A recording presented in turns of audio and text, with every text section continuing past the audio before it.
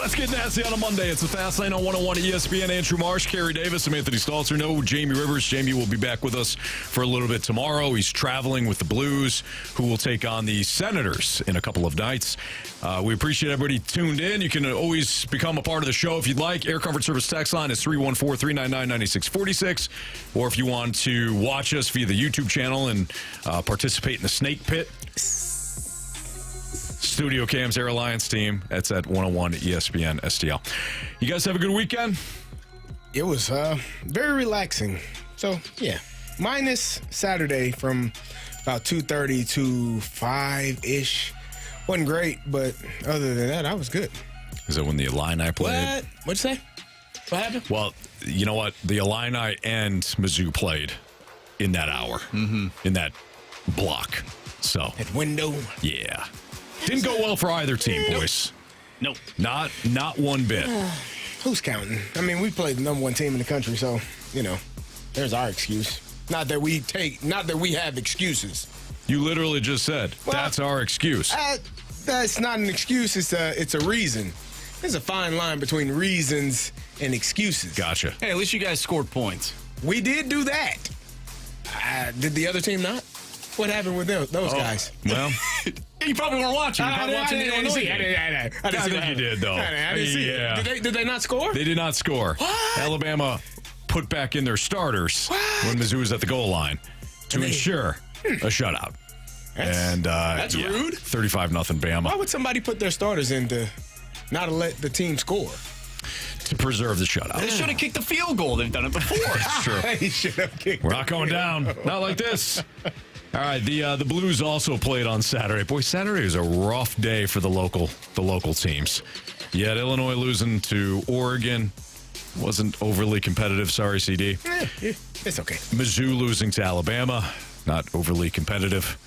And the Blues fall to the Montreal Canadiens 5-2 on Saturday. This, of course, was after the Blues had such an impressive performance in Toronto. And we had kind of talked about this on Friday in our Freedom Friday episode, where you get a little cautious about that next man up mentality. It worked in Toronto. Mm-hmm. But at some point, everybody knew you were going to feel the effects of not having Robert Thomas on the ice. And I thought you did on Saturday. They looked flat. Obviously, the goal prevention wasn't there. And they almost looked like the exact opposite of a team that went into Toronto and beat them 5-1.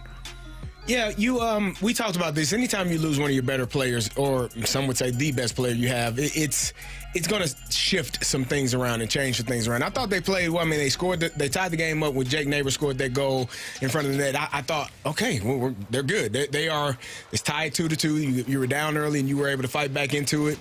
It's been a recipe. I know you want them to continue to go down early. I don't know if I do anymore. You changed your mind? I think that was a good strategy for week one, but okay. Yeah. It's not a recipe to continue to have success. We're on to Cincinnati. Okay. Mm-hmm. They fought their way back in, but then, as you said, just weren't unable to hold the line, continue to stay in the game, and unfortunately, to lose a game like that after the win that you had a couple of nights before, it can be a little bit frustrating. But I am probably. I'm going to feel differently about this year's Blues team. I'm not going to go like I did this last 2 years with the Cardinals, last year with the Blues. I won't do it again, Anthony, Marshy. I will not ride the roller coaster, the ups and downs. I'm going to just stay even keel throughout the entirety of the season. That's my vow that I will try not to break. Okay? Okay. Hold me accountable. We will. Okay? Yeah. Somebody's got to do it. Somebody's got. I will be the voice of reason. Okay, I will stay even. I will not go up and down. You won one, you lost one, win the next one. There you go. That's the recipe. And then win the next one, and next one, and next one. You're trying to get out of talking hockey. No, not at all. You just come in and you're like, hey, I'm the hockey guy. Got to win, but we're not going to get too high on this. Well, because I know. I mean, I'm on the text line every day. I know you stay away from it for good reason. Blackout rage is real. It's not only blackout rage. It goes the other way too, where I feel like I also, if somebody has if somebody interacts at all, I feel like I need to, interact with them. And then also if somebody says, hey, I love the show, I then have to open up a huge dialogue. Like, it goes either way. Okay. Yeah. Well, I understand. So I'm going to not go up and down. I'm not. Our fans, our listeners, they do it. And I'm right there with them because I am a fan. I'm a Cardinal fan. I'm a Blues fan. I want them to win every game. When it doesn't look good or it doesn't look right, there's a level of frustration. But one of your better players is out. You won a big game Thursday, and you lost a tough one on Saturday. So let's see what it looks like on Tuesday. Yeah, if you look at the box score, like Blues outshot the Habs. They beat them on the face-off dot. Like, if you look at those stats, you're like, oh, okay, I think this is what we're going to see. Like, it's going to be, you talk about, I don't want to ride the roller coaster. Yeah. That's probably a good idea because I think it's going to be a roller coaster with this team without Robert Thomas. It's going to be one of those things where you see him one night and you're like, man, this team looks pretty damn good. And then the next night you're like, man, like, why are we losing to the Canadians? Right. So they could come out tomorrow night and play the Senators and look rock solid, just look awesome.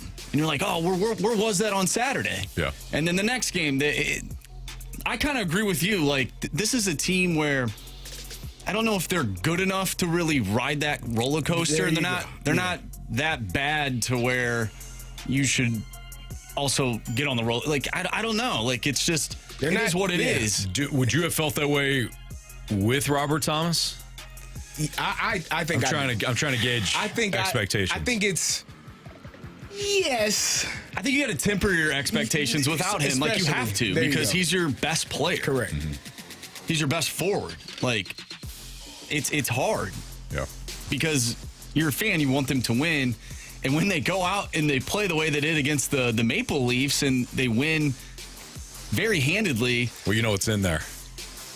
You know it's in them. Yeah, you do. You see it. You see it, and you think, well, man, like, here we go. All right. And then you get excited, and then you have a game like Saturday, which is why you shouldn't get too high nor too low. I don't know if I like this version of Carey. Nah, you listen. It's going to be the best version for all of us. I would actually say that maybe you all should take on this mindset as well. You should implement it into your thoughts and your spot and your body and your spirit for this 2024-25 season for the St. Louis Blues. Don't get too high. Don't get too low. Because the lows can be really low. That's being a pro, too. That's being a pro. Next play, right? Mm-hmm. You got to have a memory of a goldfish. Don't worry about it. On to the next play. We're on to Cincinnati. That's it. That's all you do. We're on Ottawa. That's the mindset. Whether you win or lose, don't do it. I give this a week. Yeah. Yeah. And I'll take the under. Well, I think it depends on it depends on how they play, right? If they come out and they win like 4 games in a row, you're like, whoa. Mm-hmm. And now if they lose 4 games in a row, you're like, oh man, like what is going on here? But I think the goal for them, and this is just my opinion, I think if they stay around 500, if they go 500 without Robert Thomas, and then when they get him back, I think they should be in a good spot. But then you never know. Like, they are playing in the toughest division in hockey right now. So maybe maybe 500 without Robert Thomas isn't good enough. Mm-hmm. But again, like, what were your expectations coming into the season with Robert Thomas? They are in a retool still. Right. That's why I was asking you. I wanted to gauge whether or not you felt as though that this was just going to be one of those teams where they're not going to win 4 straight. They're not going to win 5 straight. They're also not going to lose 5 straight. Mm-hmm. They're not going to be on the roller coasters. It's going to be consistent. Then we're going to see where they're at the end of the year.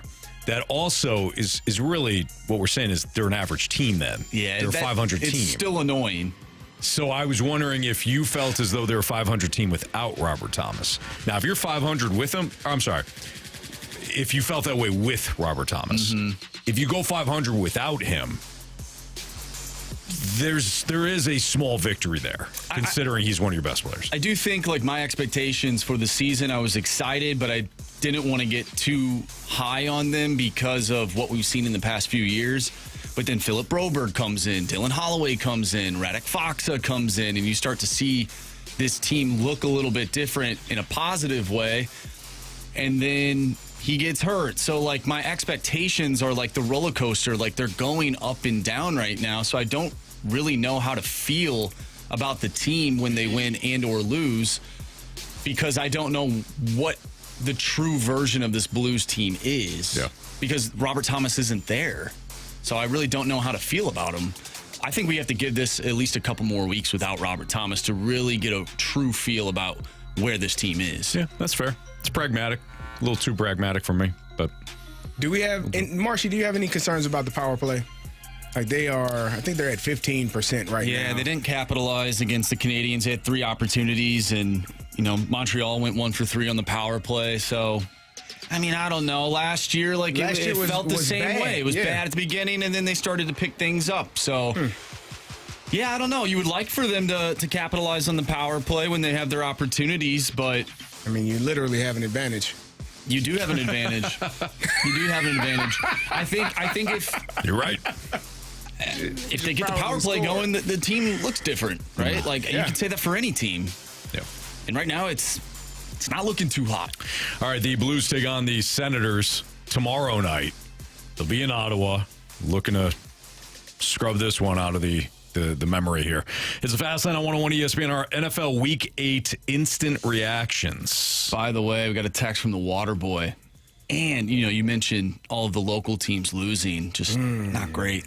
Waterboy says, and Central Michigan lost on Saturday, too. And they didn't look good. Well, do they ever? Sometimes. Yeah, sometimes. Like when we play Illinois and we push. You know what I mean? Come on. On the road. It's a good performance. Yeah, CMU, I think they played Miami of Ohio. Not even Miami, just Miami Fighting of Ohio. Ben Roethlisberger's. Yeah. Wasn't pretty. We'll break it all down next. No. NFL Week 8 instant reactions here on 101 ESPN.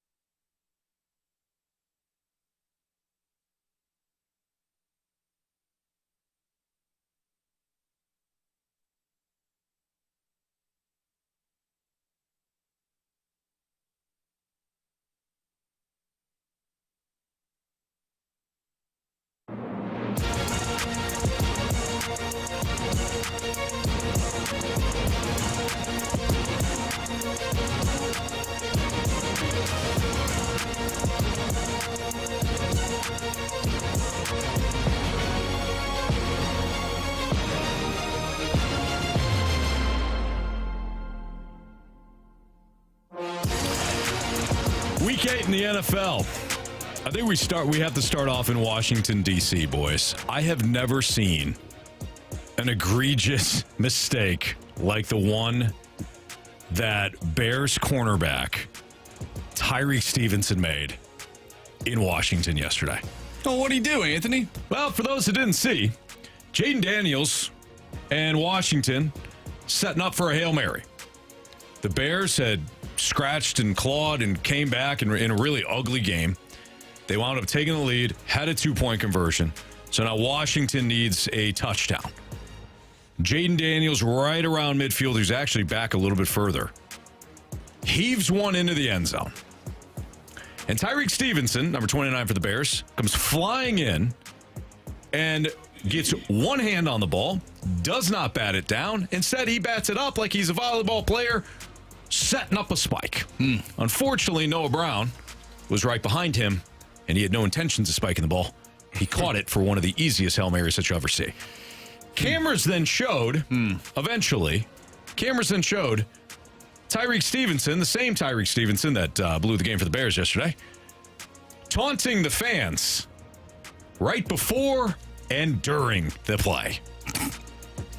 You can see him screaming at the fans. He's waving at them. He's doing whatever. The ball is snapped. He's still talking to the fans, and then finally realizes that the play's going on and runs to the center of the field just in time to bat the ball perfectly to Noah Brown. Did you see the Bears fans that were sitting out front? They were like pointing, like, hey, go!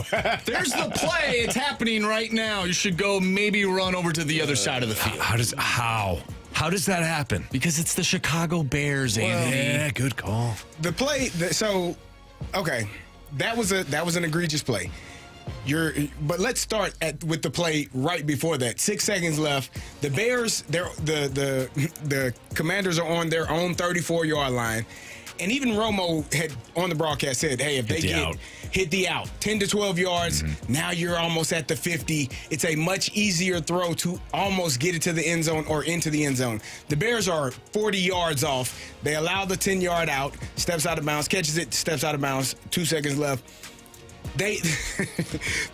We can talk about the back end, but let's talk about the front end. They got 4 players rushing, really 3, because they got a spy who decides not to rush. to do anything. I don't know what are you spying for, man? If he runs, who the hell cares? Yeah, exactly. Please run. He ain't getting there. Go ahead and run. Go past the line of scrimmage, sir.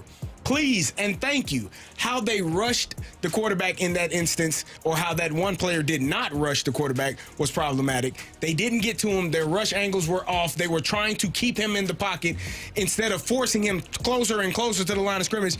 This is a game time understanding of game situations.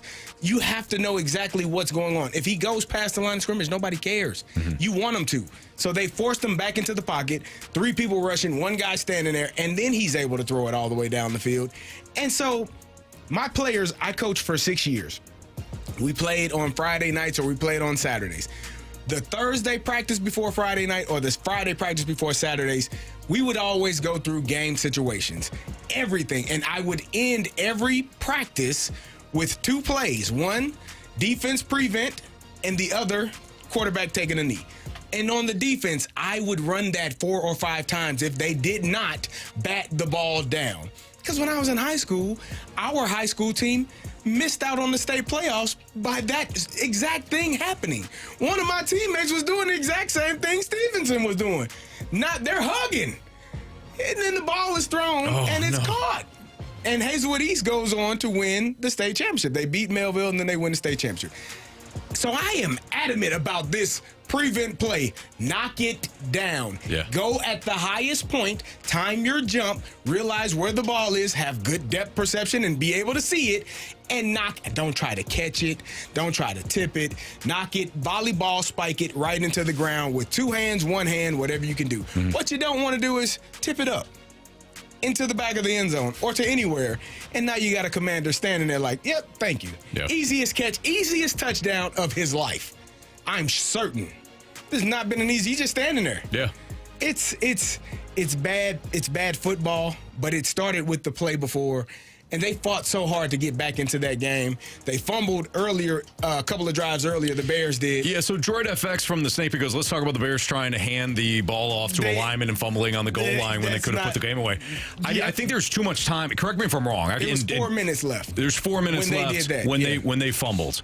So Washington actually would have had more time than what they did had they scored, because it wouldn't have. That would have just put them up at that point. Yes. They fumbled, got the ball back, then scored a touchdown. Mm-hmm. But either way, that was poor execution by the Bears as well. Like, the Bears did everything possible to lose that game yesterday. They did. And they eventually lost it, as they probably should have. But I just think game situations, knowing what's going on, knowing how to rush the quarterback in that last play type of situation, you have to know how to get to him. You don't need a damn spy on the quarterback watching him. There were 6 people blocking 3. I know. They were able to double team each person because you didn't add to the rush. I've seen teams lately blitzing the quarterback, bringing more than they can block, and forcing him to throw the ball early in a situation like that. We'll go 5-on-5. That's fine. You got really 5-on-4.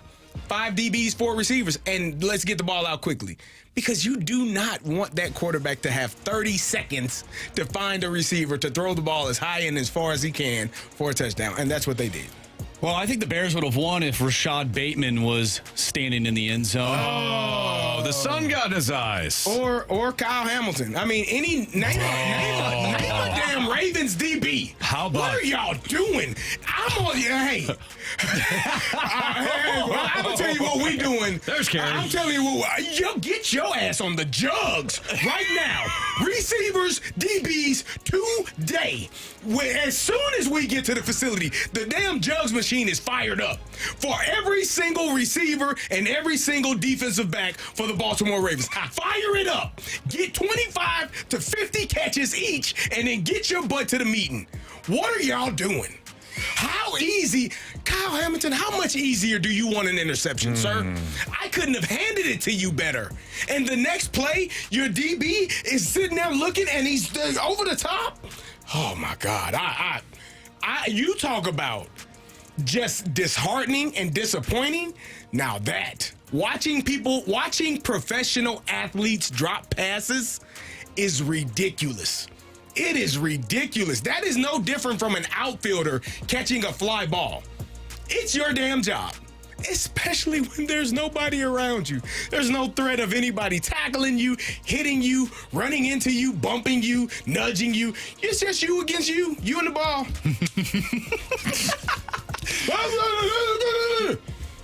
What the hell are y'all doing, man? That Dodgers fan would have caught it. Yeah, he would have. Andy from the Snake Pit says, I wish I had a jugs machine. Different jugs machine, That's Andy. not saying. Yeah, Not saying. Well, okay, so Bateman drops that one in the middle of the field. That was like a 3rd and 19 to Lamar gets out of the pocket. He scrambles. He winds up finding Bateman in the middle of the field. And then Bateman has a doink off his face. Did you see the defensive backs there too for Cleveland? They're all like patting him on the back. He's like, "Did you lose it in the sun?" Or? It was bad. My favorite thing is when a DB, like any defensive player, has nothing to do with a play, and then they celebrate like Left they just guy made wide an open. unbelievable That play. drives me crazy. Yeah. Like that is like, put the seatbelt on. You didn't do a damn thing. Take the damn seatbelt off, man. I thought it was you didn't strap nothing up. I thought that was a sword. No, this entire time. it's a safety belt. They saying they locked you up. Yeah, I don't They didn't think so. lock anything up. No, you missed the buckle. You missed it. It went right back up and smacked you in the face. It did. Yeah. If we're just talking about the Ravens, it wasn't just Hamilton too. They dropped an interception in the end zone early in the game. Receiver and DB for the Baltimore Ravens is on the jugs. Yeah, Today. it was bad. No Victory Monday. Come to work. Come in, get your extra work in, and get your butt on the jugs machine. What the hell are y'all doing? They're not eating dubs. That's what they're not doing. No, they're not like Jameis Winston. Jameis. Was that not Jameis Winston? Like, if you were to say, give me one game that sums up Jameis Winston's career, it'd be that one. One series. Like, where he throws Kyle Hamilton a perfect pass as if Kyle Hamilton was the one who was on the route. Winston hits that kid right in the hands, and he drops it. And on the next play, he drops a dime piece for what essentially was the game-winning touchdown. That is Jameis Winston in a nutshell. That's ridiculous. Fumbled right before half, led to a touchdown. Threw another pick at some point, I think. Didn't he have two picks? Or maybe I'm just thinking of the what could have been. He should have had 4. He looked like the Ravens dropped 4. But then threw some absolute dimes. The one back shoulder to David Njoku for the touchdown. He had some great passes and some mind-blowing decisions. Like, what are you thinking? What are you... Do you have the contacts in? Did you get the re-up on the laser vision? He's playing for the name on the helmet, Anthony. Yeah, he is. Except they don't have one. See what you did there? I don't know if you saw that video. No, I didn't. Was it something? He was like, beginning of the game, talking to his guys. Not as hyped up as Kirk Cousins was, talking about, making sure no one goes in their trap. But Kirk played awesome. Jameis Winston telling his team, play for the name on the front of the jersey, play for the name on the helmet. Well, actually, we don't have no helmet decal. Just classic Jameis. Goes out, beats one of the best teams in the NFL. Yeah, Deshaun Watson hasn't thrown for over 200 yards this season. Nope. Jameis went and threw for 334 yesterday. They hadn't reached 20 points in a game all season. Jameis Winston did for 4 quarters yesterday what Watson couldn't do in the previous 7 games. That's ridiculous. It was it just like the Ravens played poorly and nearly won the game anyways. But that right there, if Jameis Winston can do that, clearly Cleveland's offense is better without Watson. And I know Nick Chubb came back, and Nick Chubb has looked good. Like, he looked pretty good yesterday against a Baltimore team that doesn't give up a lot of run. But, man. Jameis didn't throw any interceptions. Oh, no? No. Baltimore dropped 3 of them. It was just the ones that I was thinking about that could have happened. They hit him right in the chest like he was throwing it to them. Yeah. All right. It's Fast on 101 ESPN. We only cover 2 games, but we do have our NFL Week 8 game notes. We'll all go through our thoughts from Week 8 in the National Football League. World Series has sucked thus far. I have thoroughly not enjoyed anything about the World Series. I don't know why that is. I enjoyed it very briefly in the 6th inning of Game 1. But after that, I hated it. And unfortunately for Cardinals fans, if you were watching the decision that Aaron Bleepin Boone made to pitch Nestor Cortez, it would have reminded you of a situation in 2014. We'll get into that next on 101 ESPN.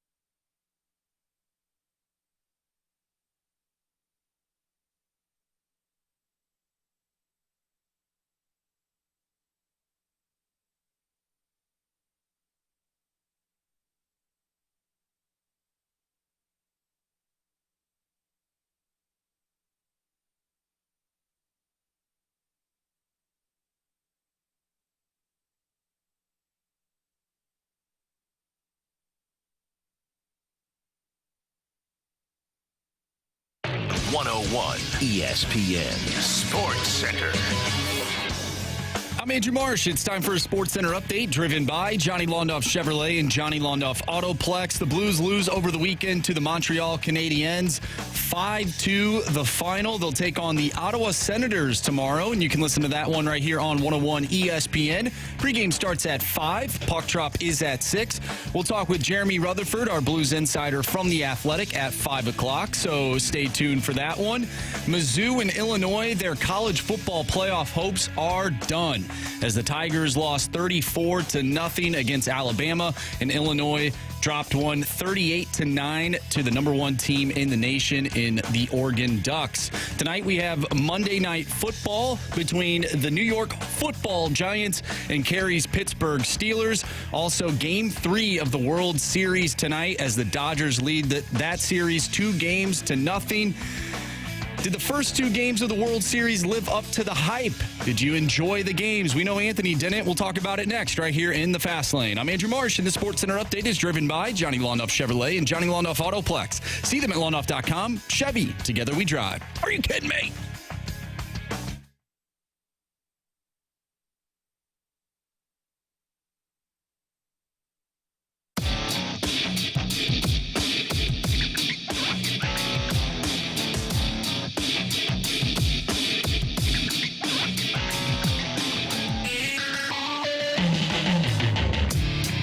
Cortez delivers. Freeman hits the ball to right field. She is gone! Gibby, meet Freddie. Game 1 of the World Series. Well, that was a disgusting call by the Dodgers announcer who found his way into the World Series broadcast because, baseball wants his Dodgers to win. Oh, Anthony, goodness Joe gracious. Davis is unbelievable. Yeah, my brother. I didn't know that. I knew you had a brother. I didn't know it was Joe Davis. Yeah, Joe. Okay. Yeah. Well, hey, makes sense. Well, same last name. Yeah, there you go. Yeah, so you guys didn't find that disgusting either, huh? No, I thought Joe Davis nailed the call. It was an awesome moment. Didn't matter. We established very briefly that I did not want the Dodgers to win. Carey, you called it out last Friday. I thought that was an awesome moment for baseball. It was super cool. I think it would have been super cooler if Giancarlo Stanton's home run that he hit in the 6th would have stood. But, Well, it counted. hey, what are you going to do? What are you going to do? So we talked about this Friday, right, going into the World Series, about the managers and how, having been there before in Dave Roberts and not having been there as a manager in Aaron Boone, how would that play out? The decisions that you make. Aaron Boone has been getting a lot of flack for not having Luke Weaver in or not allowing him to stay and bringing in Nestor Cortez. And again, sometimes things work out well, right? You bring him in, you walk Mookie Betts. All right, we're going to walk him. He's hot. Lefty on lefty. Oh, no. Out of the ballpark. Yeah. Home run, grand slam, game over. Mm-hmm. Are you at all concerned yet? Because one of your biggest takeaways that you told us was, well, the Dodgers don't have pitching, and the Yankees are, in your opinion, the better team. Do you still feel? I said the Dodgers. You got me on the Dodgers. You think the Dodgers are the better team? Oh yeah, yeah. You just don't like them. Correct. You don't like winners. Okay, cool. Well, what have they won? I mean, we're putting the cart before the horse here. They've won a championship. 2021? Oh, come on. Yeah. Anthony, this series is over. That was such a deflating moment. I wouldn't be shocked if the Dodgers win in 4 or 5. And couple that with the fact. This is the greatest World Series matchup ever? You're already giving up on it? On paper. One time. It's been 2. Aaron Judge couldn't hit 2 times. It'll be 3 tonight. Aaron Judge couldn't hit a beach ball right now. Okay. He really can't. I don't know what's going on. So he's got 9 strikeouts and 12 at-bats. Is that great? No. Oh, I wasn't sure. And sure, Mike Matheny went to Michael Walker on Friday night. I mean, Shohei Ohtani should have hit a home run, and Cortez is lucky that he popped out, and Verdugo made a Derek Jeter-esque play. It was rough, man. To go to Nestor Cortez, Nasty Nestor, in that spot when he hasn't pitched since 2020. That was tough. That was the real decisions tough. that are made. Like I told you, you get tight in those moments, and we talked about it. Okay, lefty. It makes sense. In my opinion, I don't care I don't care about the matchup. I don't care about the numbers. I want to go with the best person or the best player in that moment. Whomever it is, I get it. I understand that you want to have a matchup that feels better or that looks better on paper. But I want the best players performing in those most critical moments. That's, to me, what matters most. Freddie Freeman performed in that moment. Nestor Cortez didn't. Mm-hmm. And so it's not always about what's on a sheet of paper, because that sheet of paper can be balled up and thrown. It's not worth anything. When players have to be the ones that make those moments happen. Yeah. And right now, Aaron Judge, one of the best players in the world, is not making it happen. Juan Soto he's pretty good at his job. Yeah, he'll be a Dodger next year. Yeah, he will. They're already pursuing him. Mm-hmm. Yeah, we'll get into that later. I mean, they're not literally pursuing him, but they plan to, according to John Paul Morosi. Well, why not? Well, yeah, of course they're going to be in on him. Yeah, why not? Biggest checkbooks. I don't care. I really don't. I don't care that they spend. I really don't. I just want them to fall flat on their faces. Mm-hmm. And so far, it's not great. But it just makes the comeback that much better. Do you remember what I texted you on Friday night? Yes, I do. You were very upset with me because I texted in the group. I said, what a fast lane game. And you said, fast lane you, Marsh. Yeah. And I said, Anthony, picture this. The Dodgers go up 3-0 in the series, and the Yankees win 4 straight to win the World Series and erase that wretched collapse in 2004. Right. I don't think that's going to happen. But you did paint a very nice picture. No, look, the Yankees are in trouble. Even when they pitch well, their bullpen sucks. It does. It is a major disadvantage. I know that throughout the year the bullpen had been fine, but it's such a disadvantage in the postseason right now. They have got to outslug the Dodgers if they're going to come back. That's the bottom line, and I still think they can do it. Jack Flaherty looked great on Friday night. He did. He looked great. He was cruising through the 5 innings, gave up the shot to Stanton. Okay, that's going to happen. He was great. Now, I don't know if they get a beat on him like the Padres got a beat on him or the Mets. And the second time around, they wind up taking him behind the woodshed. I hope so. But he looked great. Yamamoto pitched well. The Yankees should, air quotes, have the advantage tonight with Clark Schmidt on the mound facing opposing Walker Buehler. But even if Schmidt pitches well, the bullpen is a massive concern. Well, Garrett Cole pitched pretty well too in game 1. Yeah, he looked. That's what I'm saying. Yeah, yep. So if you don't, your offense has got to come to play here in the next however many games. If not, the Yankees are done, and I hate to say that. I think so far the hype has it's lived up to the hype, but the Yankees have to win. They got to get at least 2 wins for this World Series to be, quote unquote, one of the best World Series ever. Like on paper, it is, but like, oh yeah, if they get swept, if they get swept, like it's terrible. They're going to get swept if Aaron Judge doesn't figure out how to not swing at pitches beneath the strike zone, below the strike zone. He's flying open constantly. He's pressing though, because these are the moments where when you've been there before, when you've had these moments, this success, like it's easier to not press or panic. When you aren't hitting the ball or when you aren't having success, now you're thinking every at bat, I got to get a hit. I got to get a hit. I got to get a hit. You can take a walk. You can get on base. You can help put pressure on the opposing pitcher by not swinging at pitches and forcing him to have to worry about you on the base paths while you have another player, the next batter up. Like you can do those things, but when you are the superstar that he is and not having the success that he's not having, you start to press. And you're swinging at everything because in your mind, I got to change the game. I got to shift the momentum. I got to do it myself. You got a team.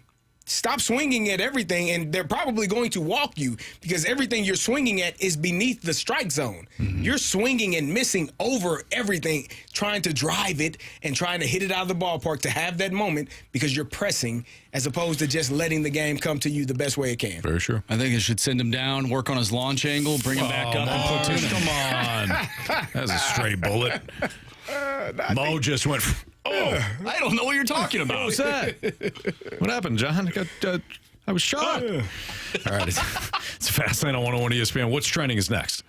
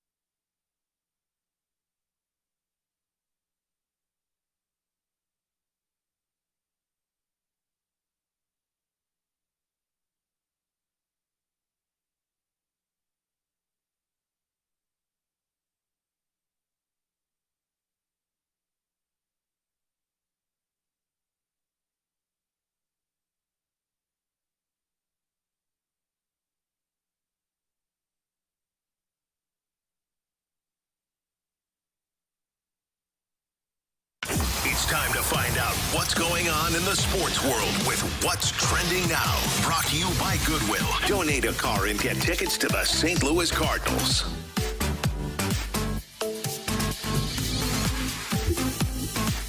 Welcome back to the Fast Lane here on 101 ESPN with Anthony Stalter and Carey Davis. I'm Andrew Marsh, and it's time for What's Trending.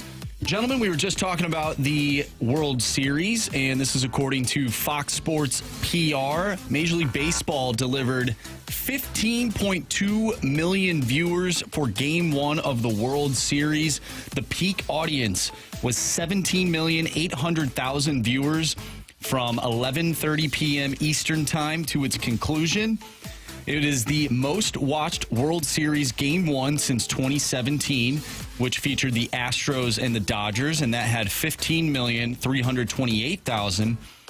No shocker here, up 62% from the 2023 World Series Game 1 between the Diamondbacks and the Rangers. That only had about 9 million, a little over 9 million viewers. And that ended up being a really good game, too. Corey Seager ended up hitting the home run, tied the game. Adolis Garcia, I believe, hit the walk-off home run. So that was a good game. I don't think it compares to what we saw on Friday. But are you shocked by any of this? No, I'm not. You've got two big markets. You've got the two teams that are either loved, beloved, or hated around Major League Baseball. There's going to be a draw. You've got star power, of course, on both sides, whether it's Aaron Judge or Giancarlo Stanton, or, of course, Juan Soto, and then you've got Mookie Betts, Freddie Freeman, and Shohei Ohtani on the other. This is a dream matchup for the networks, and it's a dream matchup for Major League Baseball. It is. I think just, as you said, so many people tuning in, the star power by itself is going to draw. But then you have the two biggest markets in the country, L.A., New York. You're going to have a lot of eyeballs on these games. I think Major League Baseball has done a good job. I loved seeing Ice Cube come out to start the game a few nights ago. Like, just the entire L.A. does a good job of bringing their stars to the show. Like, they're showing Magic Johnson at the game. Like, they do a great job, and I think it's fun. I mean, it's good baseball. I know, Anthony, you're not excited because your Yankees aren't winning. Well, I'm not excited because my Dodgers are not losing. No, your Dodgers? Your Dodgers? Yeah. Wait, what? I want them to lose. Oh, but they're not your Dodgers if you want them to lose. Well, I want to attach myself to them so that they lose. Kind of like your Atlanta Falcons, who actually won again this weekend. Yeah, they try to lose. They are amazing. They are. NFC South champs. Nobody else wants to win it. By default. Come on, man. They are. You never know when the Saints could. Nah, they. Or the Panthers. The Bucks will hang around. Nah.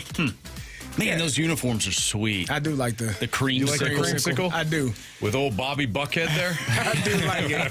It's funny, like the players that actually played in those jerseys when they stunk, hate them. Yeah. Like they're like, dude, no, thank you. Get them out. Get those things the hell away from me. Mm-hmm. Yeah. Do you think teams should be able to wear throwbacks with the opposing team not wearing throwbacks? I feel like if you're going to have a throwback matchup, both teams should be wearing throwbacks. That's just my opinion. I think it looks better. Yeah, that's an interesting call. Yeah, I like that. I mean, it doesn't really matter. But the throwbacks are always, isn't it always the home team that wears the throwbacks? Usually. Have we seen a road team yet wear the throwbacks? No. I don't know. I don't think so. I don't keep up well enough for that. Anyway. We were tagged, or at least I was tagged, in a tweet from a listener, Joe. And hey, Joe. Joe wanted to get our thoughts on the dirty play against Justin Herbert yesterday. Nathan Shepard of the New Orleans Saints tried to take Justin Herbert down. He grabbed his ankle, started to twist it. Wouldn't be the first time Saints defenders were trying to hurt other players. Oh. Did you guys see this? And if you did, what are your thoughts on it? You know, it's funny. I think I saw something on YouTube with Greg Williams, and it was like the Bounty Gate scandal. Like, I saw something about that over the weekend, so it's interesting that you brought that up. Yeah, I think it was a dirty play. It clearly was. I mean, he grabbed him around the ankle, didn't let up. The ball was well out of Herbert's hands. Herbert winds up falling like face first on it, like right on himself, right on his chest, because he's got nowhere else to go at that point. Yeah, it was a dirty play. Well, it was. And then one of his linemen took him out. You do that to my teammate, I do this to you. And he looked like he tried to punish him. Yes. Like he hit him and looked like he was going to choke him out. Yeah, like, I will harm you. Do not ever touch my quarterback. And Justin Herbert had to be the one to rip him off. pull him off. I'm like, I will kill you. And the referee is laying over him like, are you okay? You're alive. Don't do that again. Yes, it's a dirty play. But when you do things like that, that's the response you should get. And as a coach, I'm okay with it. Yeah. If we get a 15-yard penalty for that, whatever. Because it's the offensive lineman. The offensive lineman. If I get a 15-yard penalty for you protecting your quarterback, cool. It's often like what Jamie talks about with the enforcers in hockey. Like when you do dumb things to one of my players, no, I'm going to do something dumb to one of your players. Yeah. So don't do dumb things. Let's play the game the right way. Let's not be idiots. Let's not be jerks. Let's not be a lot of other different words we could use. And let's just play football. Or I'm going to attack you in the manner in which this lineman did. That makes my heart proud. I get excited when I see that. Like he was going to hurt him. Like he probably was talking to him. I will kill you. It was the center too. It was Bradley Bozeman. I will kill you. Like there's no stronger connection. Yeah. Guys, it's my favorite time of the year, the sports equinox, where we have games in Major League Baseball, the NFL, the NBA, and the NHL. Of course, we have Game 3 of the World Series. We have Monday Night Football, 11 NBA games tonight, and 8 NHL games tonight. If you could only pick one to watch, which one are you watching? Oh, I'll have my eyes on the World Series and the Super Bowl. Super Bowl. This will not be a Super Bowl preview. What? The Giants aren't getting there. Oh, okay. All right. The Giants aren't getting there. But no, I'll have my eyes on both of those. I can't tell you I'll be tuned into the NBA, and with the Blues not playing, I don't know how in depth I'll be diving into the NHL. Monday Night Football, and as Anthony said, the baseball game. I mean, if I were to watch a basketball game, maybe the Lakers Suns game. Maybe you could get me to pay attention to Bucks and the Celtics are playing. That's probably going to be a good one. But I'm trying to see if Shohei is healthy. If Mookie Betts and Freddie Freeman continue to do that, then Tommy Edman, he's hitting like batting 500 OP. He is amazing. You got a guy that's. I wish we had a guy like that, man. You got a guy like that. How do you get a guy like that? Well, you got to trade for him. That's what the Dodgers did. Huh? Who'd they trade with? At Pittsburgh, I think. Oh, no. It was the White Sox. It was the White Sox, yeah. So he played for the White Sox last year. Well, here's the thing. No, he played for the Cardinals. Oh, so we did have a guy like that. Technically, he didn't play for the Cardinals this season. So she had him, but not really for this season. Go win you an MVP. Go be the World Series MVP, Tommy. He's looked great. Yeah. I'm really happy for him. Like, he's been awesome. Yeah. Good for him, man. He's a good guy. He's a good guy, plays hard. Like, there's not one person that disliked Tommy Edman here in St. Louis. But when you screw up and you don't have any pitching, you got to acquire it. What'd they get for him? Eric Fetty and Tommy Pham. Well, Tommy will be good in the outfield next year. No, so well, maybe for somebody, but not for the Cardinals. What do you mean? Well, they let him go. They traded. I'm so confused with this. I don't know what's going on. Yeah, we're all confused. Is it a foregone conclusion that Eric Fetty actually starts the year on this Cardinals roster?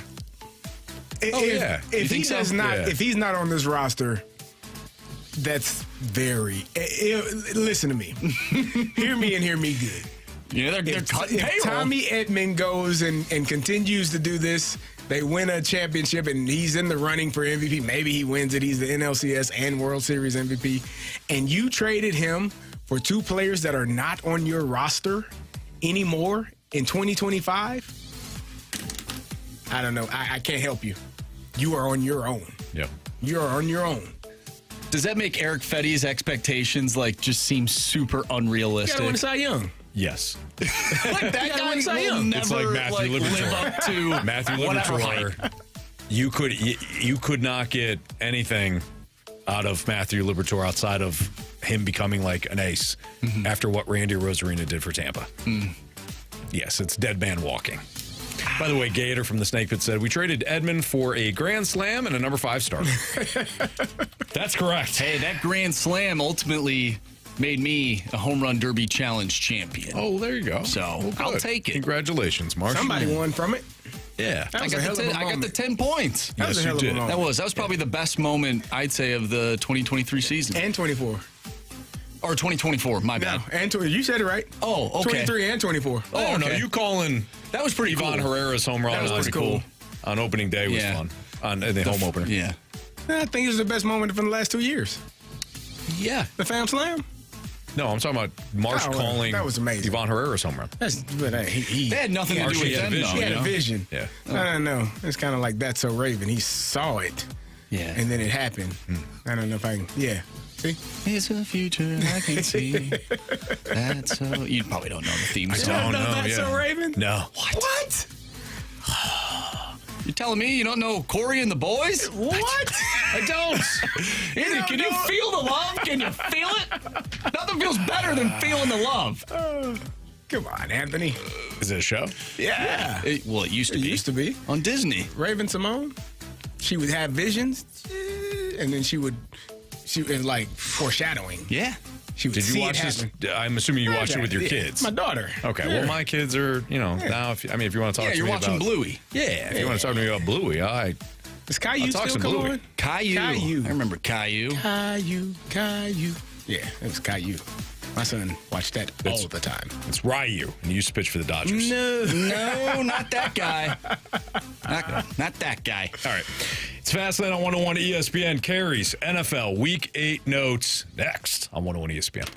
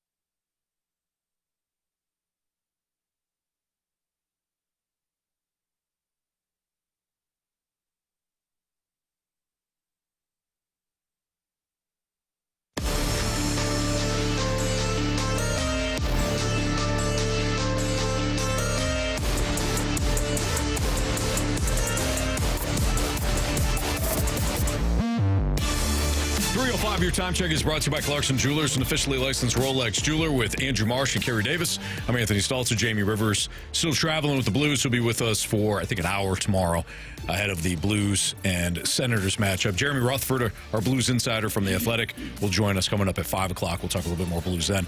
Carey Davis, though, has his NFL Week 8 game notes for us. So, obviously, I have been high on the Ravens for the last few years. I am a Lamar Jackson fan. And, Giselle said it best. My husband can't throw the ball and catch it. So, not Lamar is her husband. She was talking about Tom Brady. Yeah. Lamar was throwing the ball. They're divorced now. Ex-wife.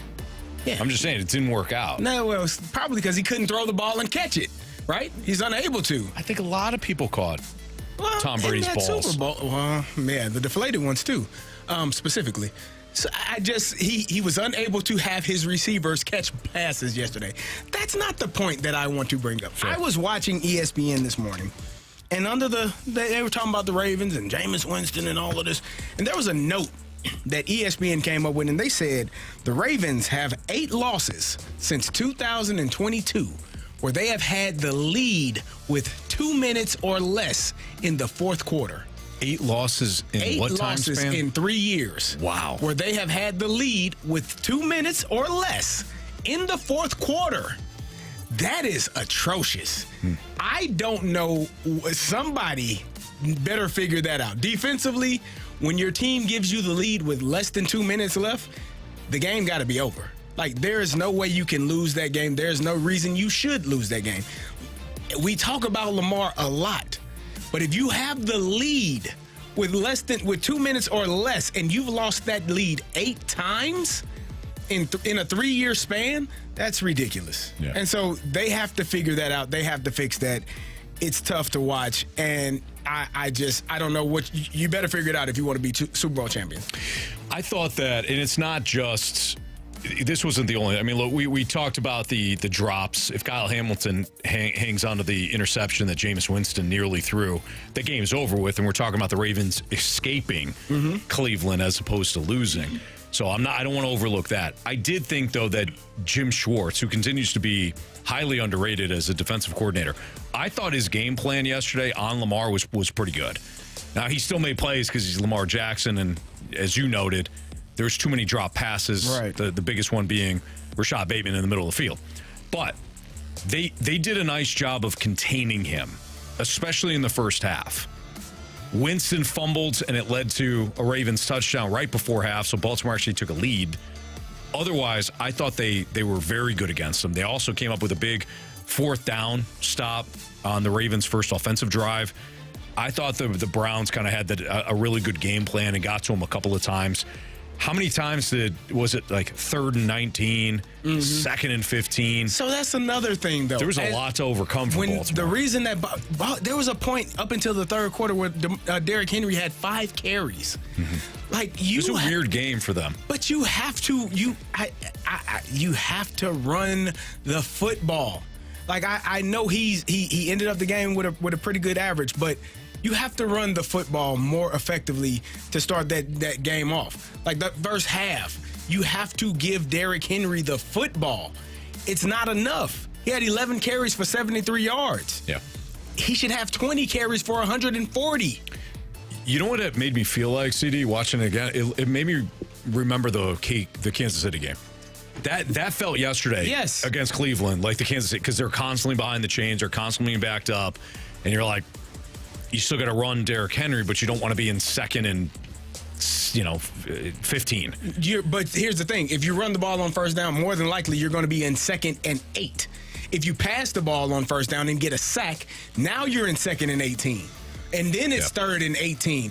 You're making life harder on yourself. You get an incomplete pass on first down. Okay, we got to run the ball. Now it's 2nd and 10, and you get it 2 yards. Now it's 3rd and 8. Oh, we got to pass again.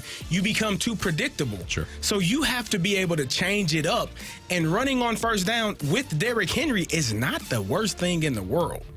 You're not going to be behind the chains. You're going to at least be 2nd, 9, 8, 7, 6, whatever the case may be, and you give yourself a chance on 2nd down. Yeah. But if you're not giving yourself a chance on 2nd down because of what you're doing on first down, you're going to stink. And 11 carries for Derrick Henry is not enough. Not nearly enough. And I'm telling you, I think he had 5 up until the third quarter. That's ridiculous. You got to be better than that. And that goes into the defense as well. Run the ball, play good defense, win championships. Simple recipe. There you go. More people should do it. Speaking of winning championships, the Jets, Jets will not win one. No, They're horrible. They are absolutely terrible. Well, at least they got rid of Robert Saleh. Well, how's that working out? That fixed some things. They ain't won a game yet since he got fired. They called 3 timeouts in the first quarter because they can't manage a clock. That's awful. To save their lives. Aaron Rodgers is an older gentleman. He's probably a fine person. Maybe not. Some people might like him, some might not. Yeah. But as far as football goes, right now, it ain't great. No. You have literally asked and gotten everything you wanted. You had Randall Cobb on your team last year. You got Alan Lazard. You wanted Devontae Adams. Give me him. Yep, we're 1 receiver away. You're a quarterback away, man. What the hell is this? The Jets stink. And it is, I feel so bad for all of those Jets fans that lived their lives waiting on a quarterback like Aaron Rodgers. And then they watched 2023 and they got to watch 4 plays.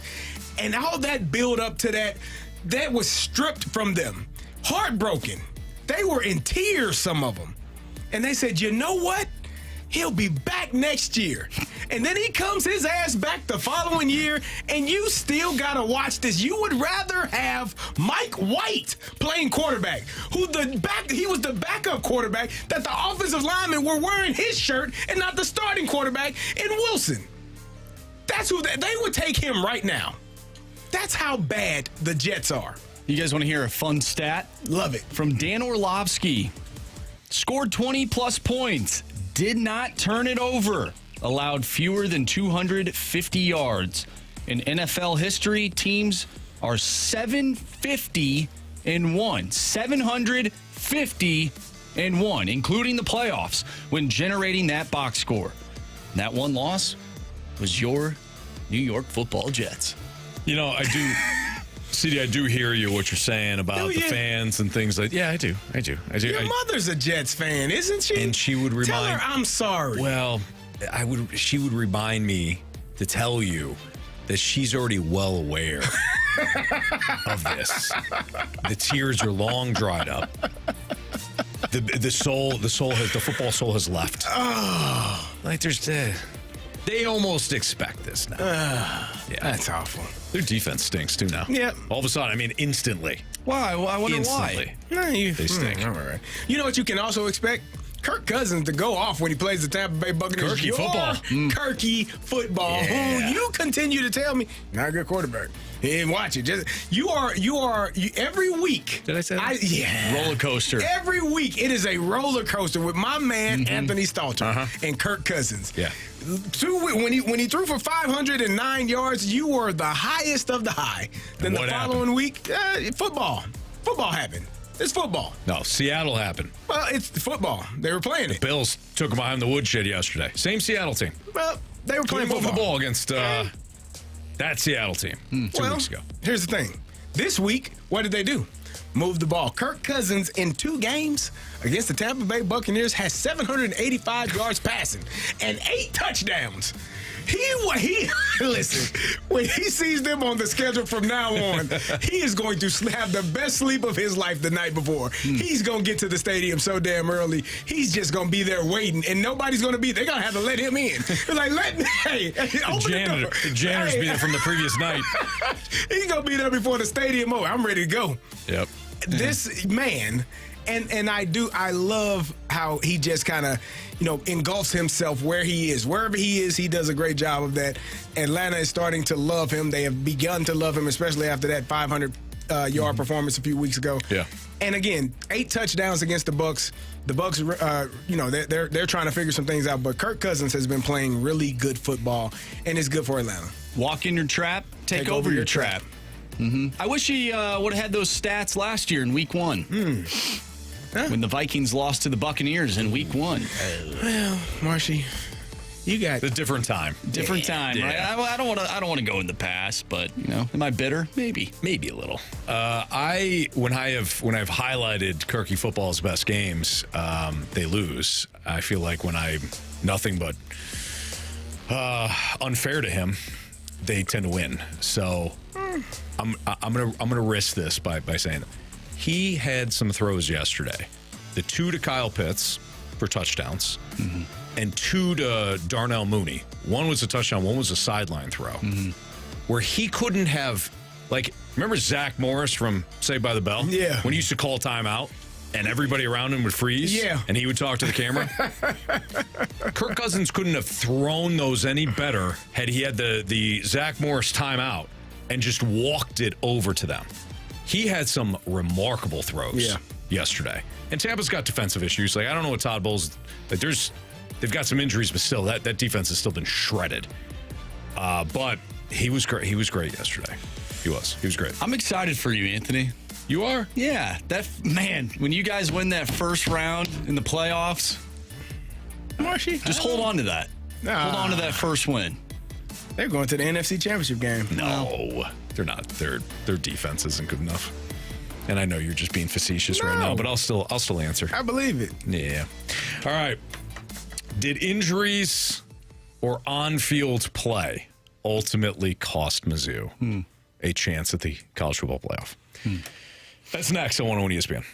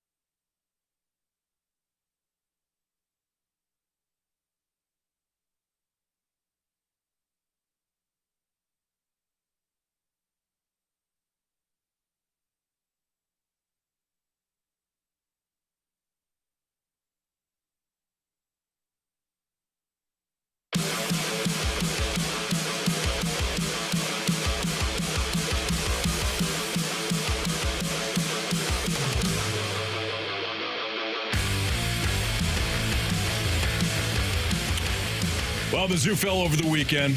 They went to Tuscaloosa with a banged-up Brady Quinn, and unfortunately, Brady Cook, excuse me. Not Brady Quinn. Yeah, He Brady played Quinn. for the Notre Dame Fighting Irish. I'm thinking of a different Notre Dame quarterback that they used in that game. Why don't we just start there? I'm not going to pile on the young man. They didn't lose because of him. Do I think they should have had a better starting quarterback or backup quarterback? Yeah. I don't know what Mizzou, the coaching staff, was seeing in him to even be a backup, but that was rough. Thanks for not piling on. Well, I'm just saying, we all have eyes. That wasn't pretty at all. Football is hard, Anthony. He hit two defenders as if the defenders were part of the play. That was ugly. Football is hard. Not why they lost, though. No. I thought the defense, honestly, Carey, I thought the defense played very well in the first half. Yeah. The game completely changed on the interception in the second quarter. And it set up Alabama with their 3-yard touchdown run to make it 13-0.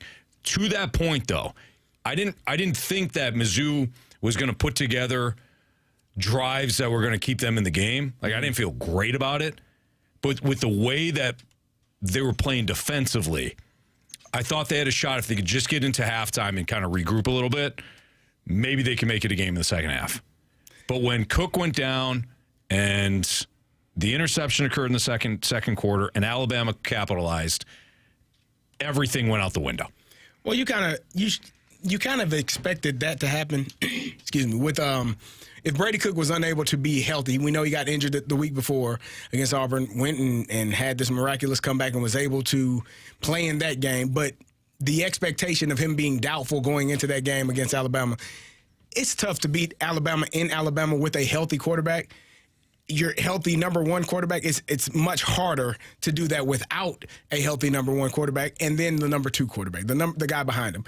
There was no real, in my opinion, expectation. I think it's injuries. Obviously, Brady Cook being injured is it's tough. When your number one guy is down, we saw the difference when he came back to the game last week. Like, you saw the team play better. They looked better. They were re-energized. But when your quarterback is out and you can't, I think they threw 72 yards in passing. Like, you're not going to win an SEC game. No. A Division I football game with 72 yards passing on the road. Pine had 42 yards and three picks. You're not going to win. No. So, is it injuries? Is it missed opportunities? Yes and yes. I think the Texas A&M game was a missed opportunity because you were favored in that game. You were the higher-ranked team. Yes, you were on the road, but this is what you had been preparing for the last couple of years. You had a hell of a season last year. Finished it out on a high note. And then you come into this season with such high expectations, and you're just not meeting them right now. Mm-hmm. And this started before the injury to Brady Cook, in my opinion. You had 3 games there where you could have lost. BC, Vanderbilt, and then you go to Texas A&M and you do lose. And now you lose another one to Alabama. You are potentially out of the playoff picture unless somehow miraculously you just make a run and the teams in front of you start stinking and losing games. But this is not something. It's not just the injury to Brady Cook. To me, it's both. It's a system that systematically has been happening for the last month and a half at Mizzou, just not playing good enough football to be successful. Yeah, and maybe you're a Mizzou fan right now and you're thinking to yourself, well, if Brady Cook finishes that game, we have a shot.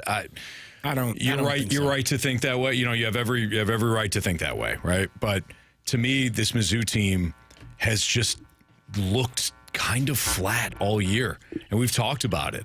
And we're often met, Carey, with the criticism of, well, they're winning games, okay?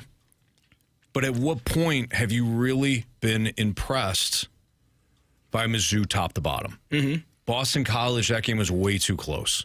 Vanderbilt was way too close for comfort. A&M, you got steamrolled. They played Massachusetts, Auburn, way too close. I understand you're picking up wins. If you go down to Tuscaloosa and you win, cool, fine.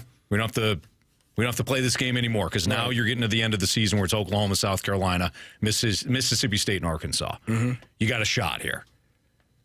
But you went down there, you played good defense, you couldn't move the ball at all, and then your starting quarterback got hurt and you're done. Yeah. You're done at halftime.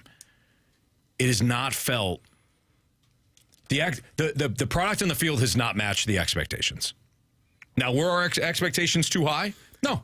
I don't think so. You're coming off an excellent season last year. As I said on Friday, and I think we had this conversation on Freedom Friday, what's so wrong with having higher expectations? What's so wrong than saying, you know what? 3-loss season, 4-loss season, not good enough. We're a playoff contender. What is so wrong about that? Your program got a lot of hype coming in, and I think you deserved it. Yeah. Unfortunately, again, the production just never matched. If you got a week off and you'll play Oklahoma at home in a couple of weeks, hopefully Brady Cook is healed up, rested up, and able to go in that game. Oklahoma stinks. Like, they've lost 3 in a row. They have been getting the doors blown off of them. They have no offense. They stink. You got to win that game. Right. I mean, there's nothing you can do about the Alabama game at this point. That's over with. Your quarterback was hurt. Pine didn't play well. Like, you weren't good offensively at all. Mm-hmm. Hopefully Brady Cook is healthy and you can finish the season on a high note. But this is not a team going into this year. We looked at the schedule. This should be a 1-loss team at worst. Going into Bama. And then we'll see. Yeah. Zero. Really, it should have been 0 losses going into Bama. And if you were a 1-loss team now, you could stomach that. But now you're sitting here with 2 losses. Your quarterback is hurt. You're playing Alabama. You're playing Oklahoma. Then you got to go to South Carolina, who has been playing extremely well. It's going to be a tough way to finish out if Brady Cook is not healthy and you can't find a way to win games. Yeah. And Kev said that Vandy's had a good team. You're right. I'll give you that. Vanderbilt gave Texas a game. They did. Vanderbilt has been much better than we expected. Boston College has collapsed. Boston College, it turns out, they were riding that early season momentum from the Florida State loss or win, but Florida State's not good this year. No. And then we had another text from Biff, and Biff's like, you played two ranked SEC schools, you get smoked. So Vandy, real quick. Obviously, they're not going to be in the college football playoff, but they've played teams very tight, and they've won some games where heading into the year, you'd be like, there's no way. Right. Like, how do you think they would fare in the college football playoff? Throw out their record. I think based on how they've played against a low-ranked, pesky team that you wouldn't want to face in round 1.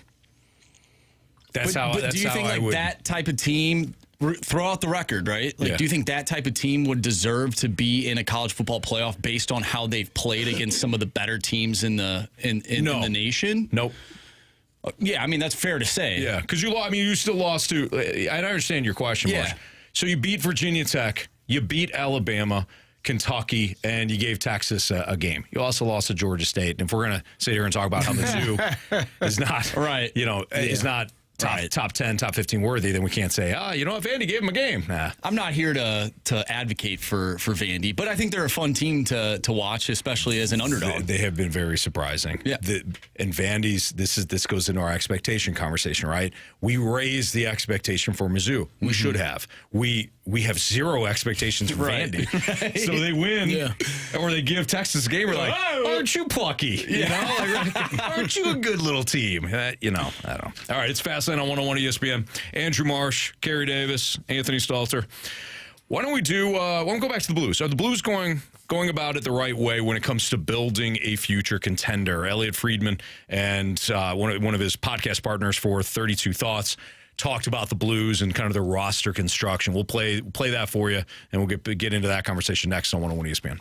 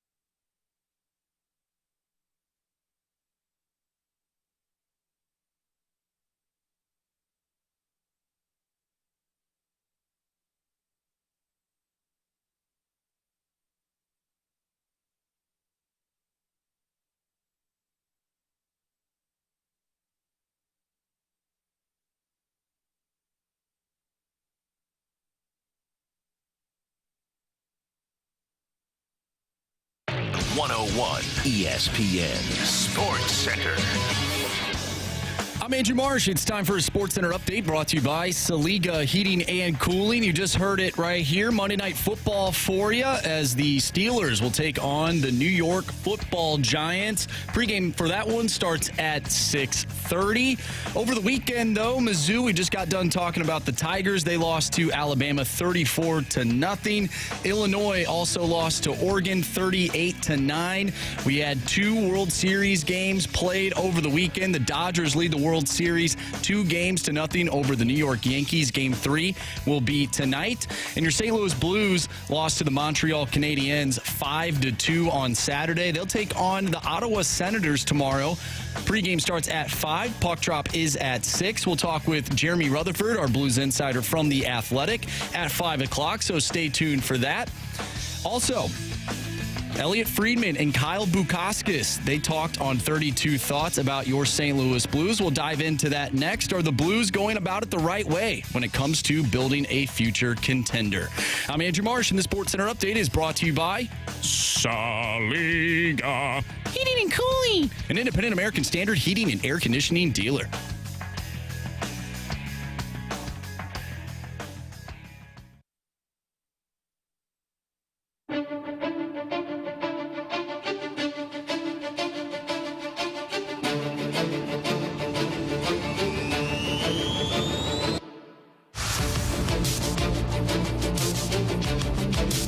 It's Fast Lane on 101 ESPN. Carey Davis, Andrew Marsh, Anthony Stalter. So this is from the 32 Thoughts podcast. This is Elliot Friedman and Kyle Bukauskas talking about the Blues and how their roster has essentially been built. And there's some interesting thoughts here that we'll play and then we'll react to it. The idea that Doug Armstrong was really trying to target those types of players in their early 20s that they project as long-term options at the NHL level, players that are 3, 4, 5 years removed from when they were drafted as opposed to doing it through the draft. Now, that situation was so unique last summer that they had 2 players they were able to nab via an offer sheet. That opportunity is not going to be there for teams every single summer. But to your point, how they went about things in the offseason, it was like, can we take the concept that's been out there for years and years and years and try to skip the first couple of steps, don't you think? Yes, 1,000%, and you're right. And so they got, and Texier, by the way, Braden Shen said that kid can really shoot the puck. So they got Broberg, Holloway, Buchnevich, and Texier, and Buchnevich obviously was not last summer, was before, for a second, another second, a third, a fourth, and Samuel Blais. That's what they had to do to get those 4 players. And the Blues are right in the mix. And, you know, like, if this works for them, there's a few people over the years, more than one person, I've seen it several places, I've heard it several places, who've said that the real sweet spot for the offer sheets is where St. Louis did it. Like, not first-round picks, like just below that where you don't have to spend a first-rounder, but teams are vulnerable because they're so close to the cap. So I don't know how you guys took this, but for me, listening to that, I understand what they're saying in terms of the roster being built in a manner of, hey, we know that we've got some prospects that are coming, but how do we bridge the gap, but do it in a younger way, as opposed to a team looking at it, hey, we got to bridge the gap, and we're gonna use that with one-year flyers on older players with low ceilings. Say it, Anthony. The way the Cardinals do it. There you go. It's the way the Cardinals do it. It's the way the Blues. I have never been opposed to one-year deals. I'm not.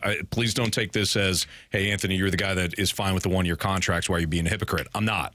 But I do think that the Cardinals operate in a manner of, we know exactly what this player is. Doesn't have a lot of upside, but he probably won't kill us. That's the model for them. But with what Doug Armstrong did, he was almost like, I'm going to fill the gap with players that are, if I can, right on the cusp. And he did it in a creative way. You know, he brings in Broberg. He brings in Holloway. He brings in, they mentioned Texier, thank you. They mentioned, I'm gonna bring in some of these guys to bridge the gap, but they've got higher upside. And it's quicker. because they're ready and they're hungry and they wanted more of an opportunity than maybe they were getting in Edmonton or wherever. And you take a step back, you're like, man, that's a brilliant way to do it. And you didn't give up, like they said, you're giving up second rounders, not first rounders. And they said that's the sweet spot. And I think it's a really creative way. Yeah. I think it's outstanding. I think when you go for players that, as you said, are younger, maybe haven't had the opportunity that they are getting now, and they are high ceiling guys, you really don't know what you have. Most people don't know what it is until you've played a certain number of games. And so to go out and offer sheet those guys and say, hey, come here, there's an opportunity. We're going to have some competition, and I want you all to push for a job in this area, on this line, in this spot, with this pairing. I need you to push some other guys out. And this is your first real time as a younger player to be told, yeah, I'm going to get an opportunity, and then go out and show that you can do it. I think Broberg is a perfect example of that. He's been playing his butt off, and you're seeing the best version of him, but it's because you get the opportunity. Sometimes, in places, if you don't get that opportunity, you never get to show your full potential. I think those guys, Holloway, they're showing their full potential because they're getting the opportunity, and I do think that the Blues have done it the right way. We're going to go younger. But we're not going to do it and block some of the guys that are not here yet either. Like, that's the other part of it is, getting guys that are, talented can help add to your roster. But also, we don't want to block anybody that we drafted, that we have high hopes for, that we expect to be here. We want them to add to what we're already doing. So I think they did it the right way. How do the Cardinals be creative with their situation? I know obviously it's a little different. There's no offer sheets or anything like that in baseball. But how do they do something creative to speed up their process?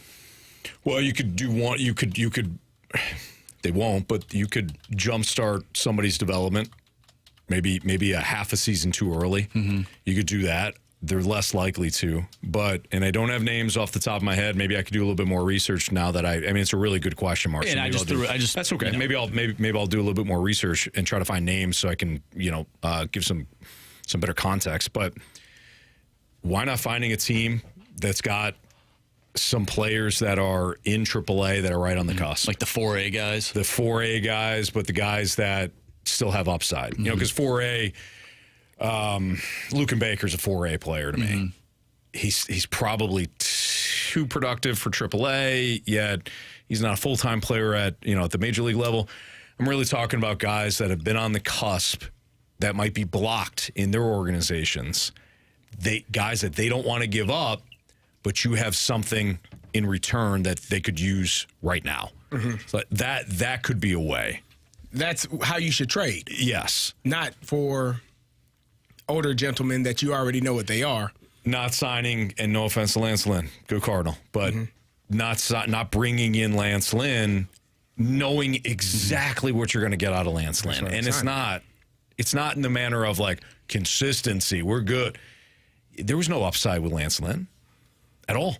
Yeah, eat innings. Yeah. I think go back to what they did bringing in Giovanni Gallegos.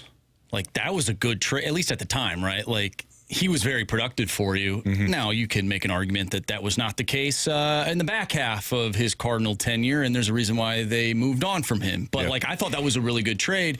He didn't really have that many games pitched with the Yankees before you brought him in. But I think that is a way to be creative, to get guys like that, make trades like that. Sure. Because ultimately, I believe he was traded for Luke Voit. He was. You didn't need Luke Voit. Yeah. And I know a lot of people were there were some people that were upset because then they saw Luke Voit hitting between Stanton and Judge and thinking, well, you let him get away. How's that work? It hasn't. You get good pitching when you're around those guys?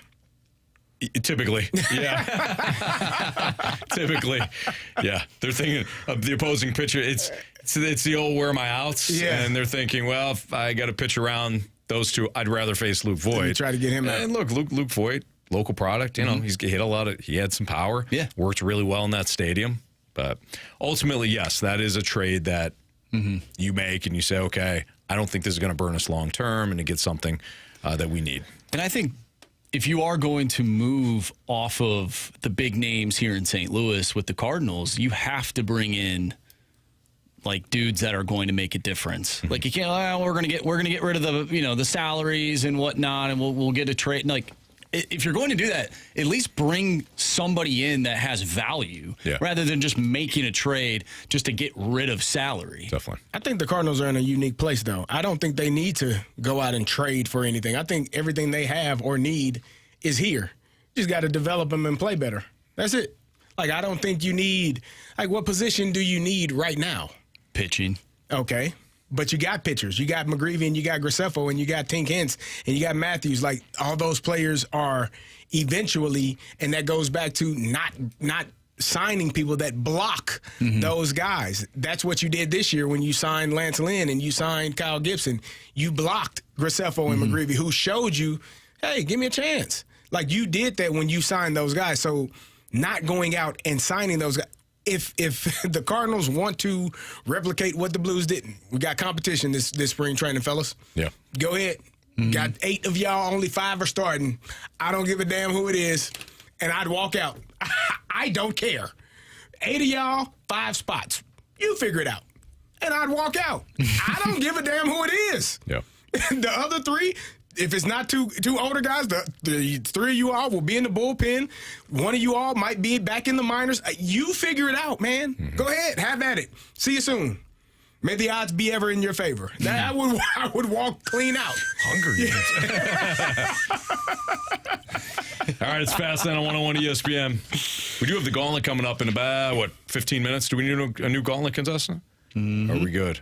No, we've been on a roll, like you said, last week. All right, so why don't you go ahead and send us in your Gauntlet text, 314-399-9646, again, 314-399-9646. If you want to play in the Gauntlet, text in, and you might have your opportunity. The Dodgers, if they win, is this a problem for baseball and the spending habits? In one way, it might be. Tell you what it is next on 101 ESPN.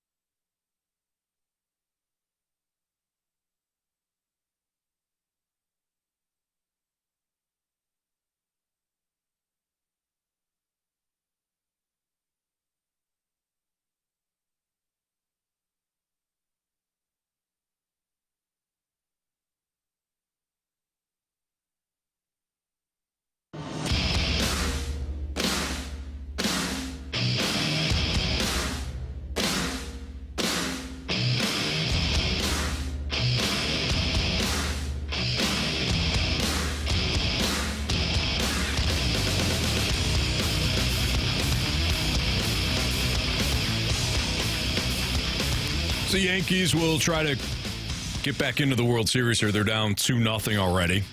And if they don't win tonight, they're already facing elimination.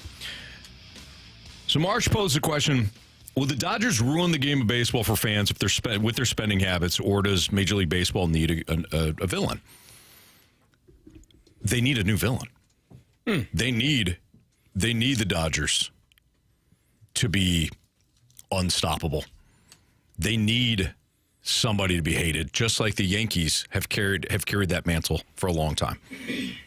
I don't know if the Yankees are as hated now as they were in the past. I don't know if it's like Aaron Judge and him being likable, or Juan Soto being likable. But there's something that's changed with the Yankees. Yeah, it's called not winning. Not winning. That's a good call. You're right. So if the Dodgers can win, they develop, everybody starts to hate the fan base. Everybody starts to hate the spending habits and all that. You're a trendsetter. I don't know about that. But thank you. Why? Because of the Dodgers, my Dodgers hate? Yeah. Yeah. That's kind of... I think people will jump on the bandwagon like you jump on the bandwagon of the Kansas City Chiefs. Oh, there it is. There's the crab sandwich I've been waiting for. Yep. Okay. I do think there is one issue, though, and that is if the Dodgers sweep the Yankees. Then it loses a lot of its luster. Otherwise, I don't think Major League Baseball can lose here. Because if the Dodgers win, in 6 games, but they win, they go out and they try to get Juan Soto, or they do land him, they wind up being everybody's big villain that everybody wants to see them lose. It's not that having a villain in professional sports is not a bad thing. But you can't take away the drama. This can't be a 4-game sweep. I think it can be. I think it can be. And I think your point to the what's better than the New York Yankees are considered the evil empire. What's better than beating the evil empire, beating the hell out of them, and now you take over the reins of being the team that is most hated? Yeah. What's better than that? And to answer the question about is it bad for baseball? No, because everybody can't spend Dodger money. Right. And everybody won't.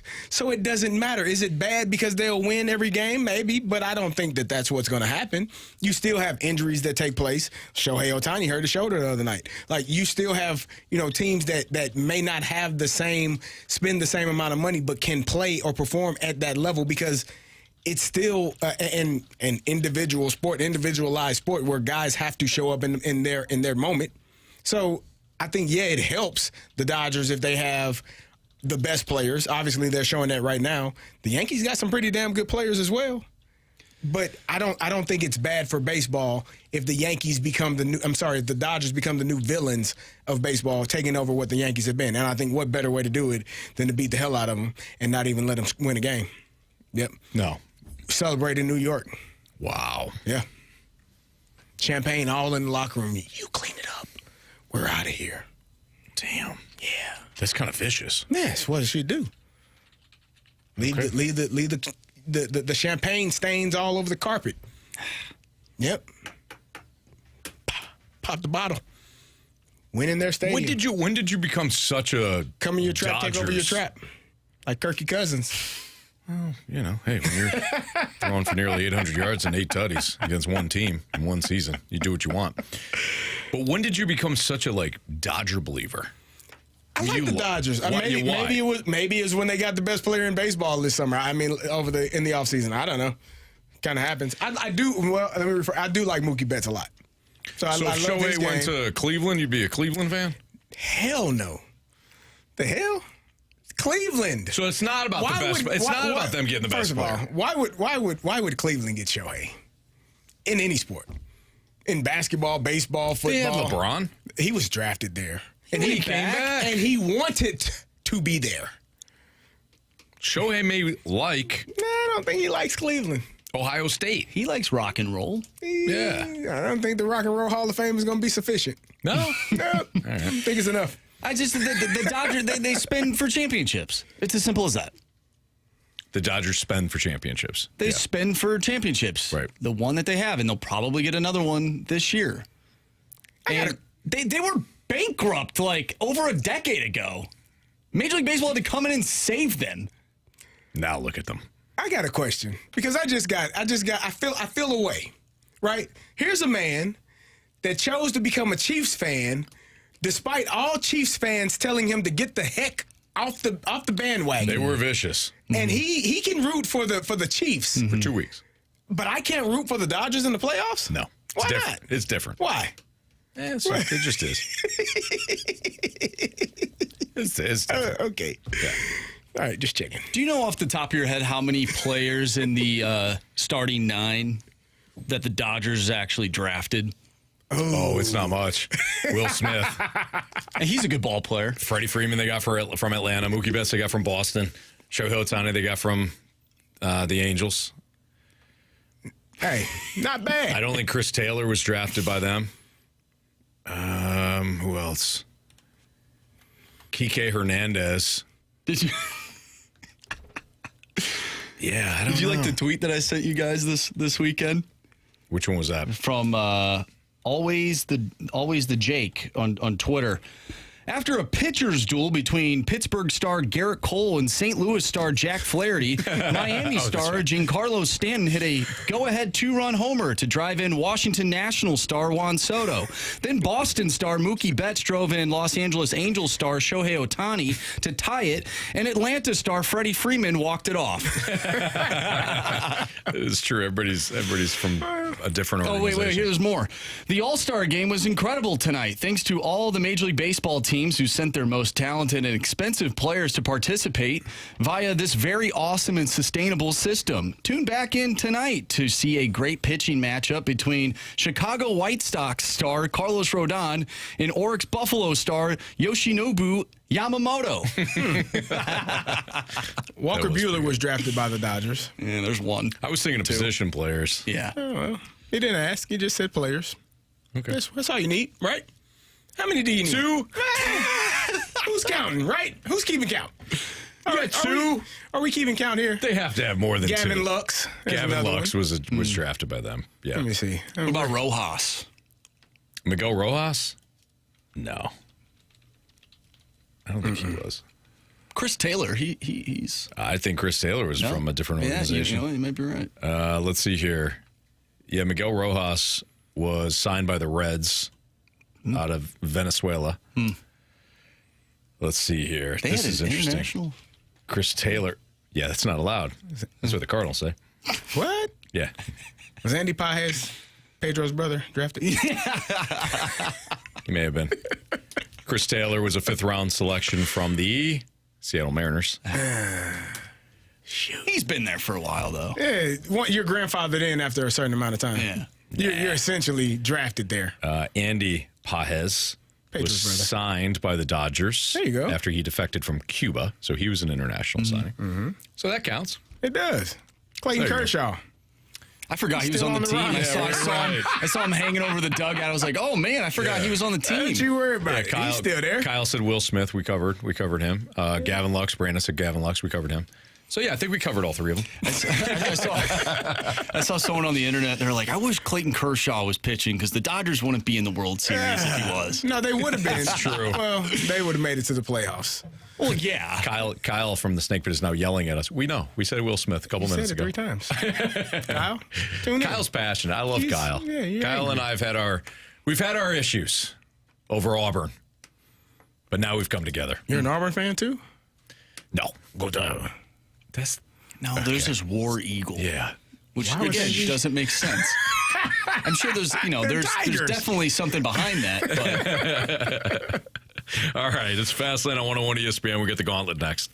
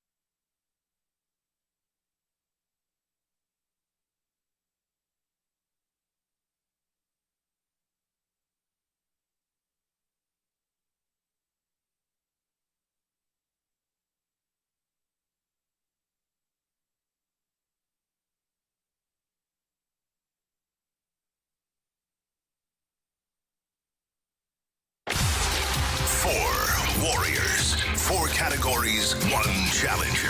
Can you survive the Gauntlet? Brought to you by Blue Note Roofing. Roofing, siding, and gutters. Visit BlueNoteRoofingSTL.com for a free inspection.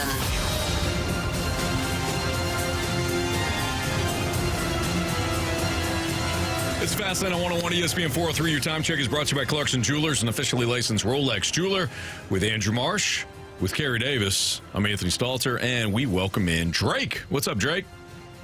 Nothing much, guys. How you guys doing? We appreciate you. We didn't know if you were the Drake or Marsh wouldn't tell us. So. Drake! Well, his name is Aubrey, so I would assume that I am the real Drake. Hey! Like it. Okay, I like that. Drake, Well I feel done. like you've used that before. Maybe a time or two. Yeah. All right, Drake, would you like to take on Carey or Marsh or me? Let's go with CD. Carey Davis.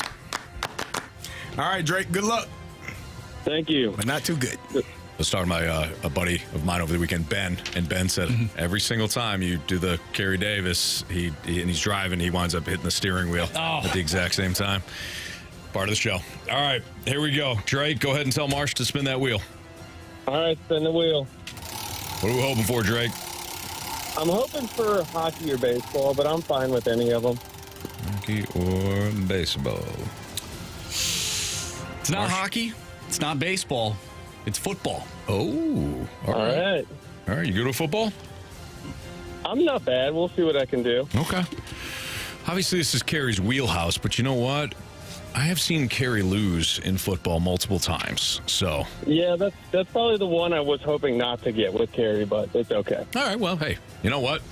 Wheel of Destiny sometimes is the wheel of death, but it's up to you to overcome it. Are you ready? I'm ready. Let's do it. All right, Drake, as you know, 4 questions, all football. Every question is worth 2 points unless you ask for the options. If you ask for the options, those questions are worth 1 point. Are you ready? Let's do it. All right, question 1.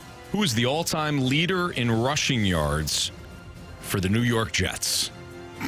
For the New York Jets? Yeah. Oh. Thank you. Give me the options, please. Sure. Freeman McNeil, Emerson Boozer, or Curtis, my man, Martin? Man. I guess, who was option B? I'll give him again. Freeman McNeil, Emerson Boozer, or Curtis Martin? This is a shot in the dark. Let's go with Freeman McNeil. Final answer. Question number 2. The last time the Cleveland Browns won a playoff game, it was against which team? I'm going to need the options on this one again. Your options are the Pittsburgh Steelers, the Indianapolis Colts, or the Kansas City Chiefs. Let's go with the Steelers. Final answer. All right, Drake, question 3. Through 7 weeks of the NFL season, which division has the fewest amount of wins combined between its 4 teams? Through 7 weeks of the season, which division has the fewest amount of wins combined between its 4 teams? So this question was written before week 8. So through 7 weeks. Okay. Let's see here. I'm going to go with AFC South. Final answer. Question number 4. So far this season, only one team has scored only 10 points while also winning the game. Which team scored 10 points in a win this season over the New York Jets? That was the Denver Broncos, I believe. Final answer. All right, let's bring back Mr. Carey Davis. Drake, how you feeling? Not great, not horrible. All right, somewhere in between there. Yeah. All right, I appreciate that. Carey's walking back in right now. He's got his coffee. He's got his cell phone, or tea, excuse me.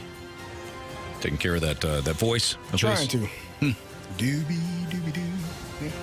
Oh, okay, sounds good. All Got the doobie-doos going on. Thank you. Carey, Yes, sir. your category today.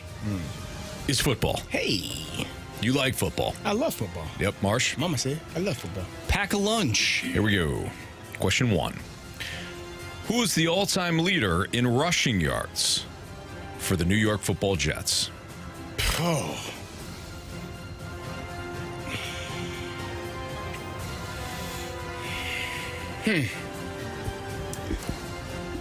Trying to think. Everything in me wants to say Curtis Martin. So, Curtis Martin, final answer. Question number 2. The last time the Cleveland Browns won a playoff game, it was against which team? Pittsburgh Steelers, final answer. That was cute. Question 3. Through 7 weeks. I might have missed that one. Dang it. You want to go back? Nope, I said final answer. Hello. Nah, Did say final answer. it's not how the rules work. All right. Through 7 weeks of the NFL season, which division has the fewest amount of wins combined between its 4 teams? Oh, man. Ooh, which teams really stink? Well, the AFC East is bad. They are really bad. NFC South, they got some wins there. East, NFC East, no. Yeah. NFC West, no. NFC North, no, they're really good. AFC North, no, they're really good. AFC South, ooh, Jacksonville, Tennessee. Ooh. It's either the AFC East or the AFC South. And I don't need the options. Can you read the question one more time so I make sure I heard it correctly, sir? Through 7 weeks of the NFL season, which division has the fewest amount of wins combined between its 4 teams? It's either AFC South or AFC East.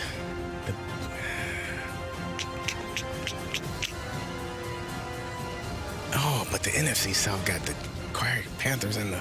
Ooh! This is awful. And this is a shot in the dark because I can't do the math in my brain that fast, and I know we got to hurry up.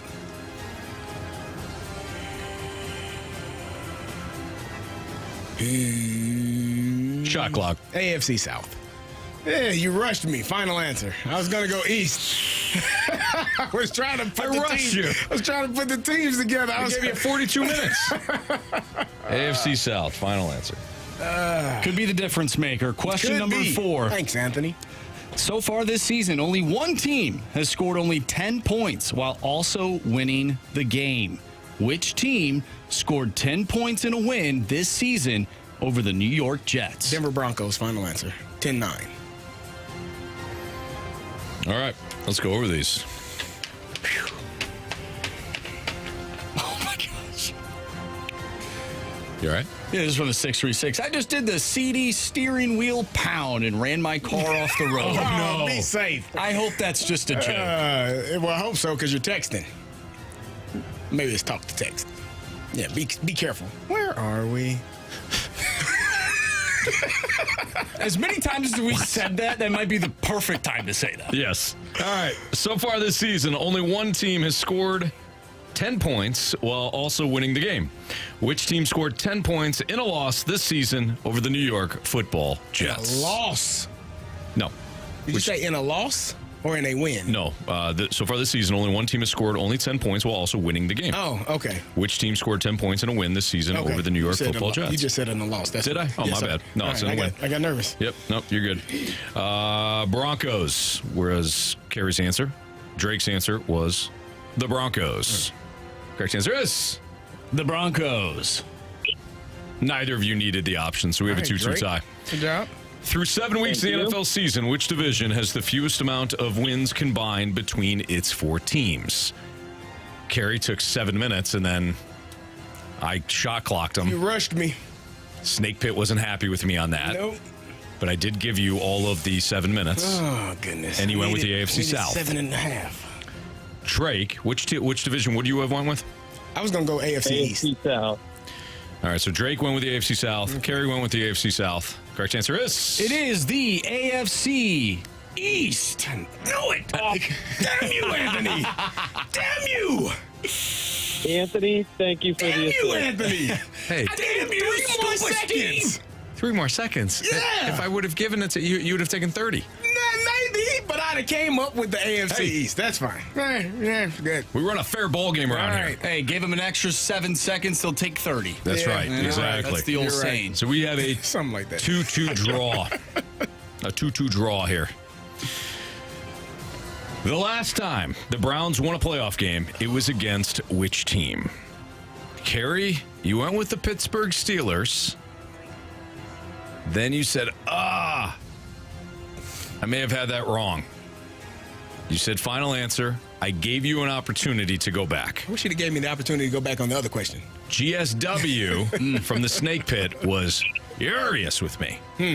Said final answer.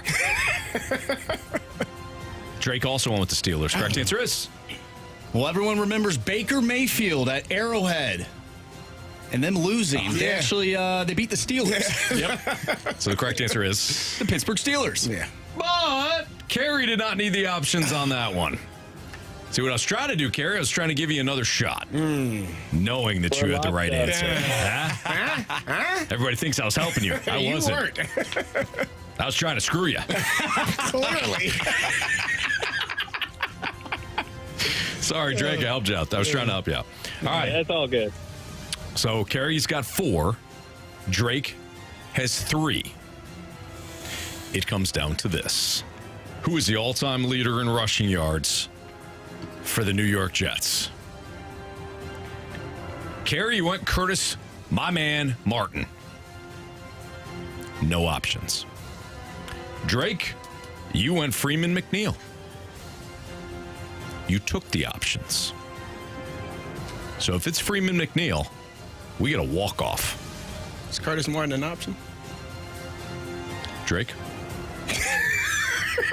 You have chosen poorly. Correct answer is... It is Curtis, my man, Martin. It is Curtis Martin. The other option was Emerson Boozer. No. Yeah. Boozer is 3rd all-time for the Jets. Freeman McNeil, 2nd all-time. Drake. Curtis Martin, though, does have the rushing record, career rushing record for the Jets. Drake, I'm sorry, man. I got you 6-3 today. No worries, Carey. We were in lockstep for 3 of them at least. Good job, man. You were. You guys answered Hey, the same. thank you. Drake, thanks for listening. Thanks for playing, man. Appreciate you. No problem. I appreciate the call. Thank you, guys. Thank you, man. We'll see you. Yeah. Nice job, Gary. You overcame me being a huge Asoli. I was trying to help out Drake there. He seemed like a nice guy. Emerson Boozer. Is Emerson that Carlos's brother? That's his cousin. It's his cousin. Mm-hmm. I've heard of, obviously, Curtis Martin. I watched his career. I've heard of Freeman McNeil. I've never heard of Emerson Boozer.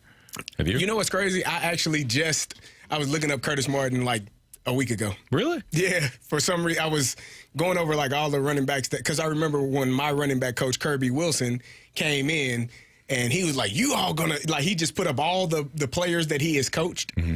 And he's like, this is who the hell I've coached. And it was like Emmitt Smith, Edgerrin James, Curtis Martin. And we're like, oh, okay, he knows what he's talking about. Hey, okay, good. No, it's cool. We got you. Yeah. We feel you. No problem. Whatever you say, sir. Nice job. Yeah. Remember the elbow pads he'd always wear? Yep. Curtis Martin was like he was the perfect. Hey, I'll get you 4. I'll get you 3.5, 4, and then he'll break one. And then he'll break one. He's a Hall of Famer. Yes, he certainly was. All right, it's the Fast Lane on 101 ESPN. Let's get to Andrew Marsh's NFL Week 8 game notes. He's got more slander for the Chiefs. What?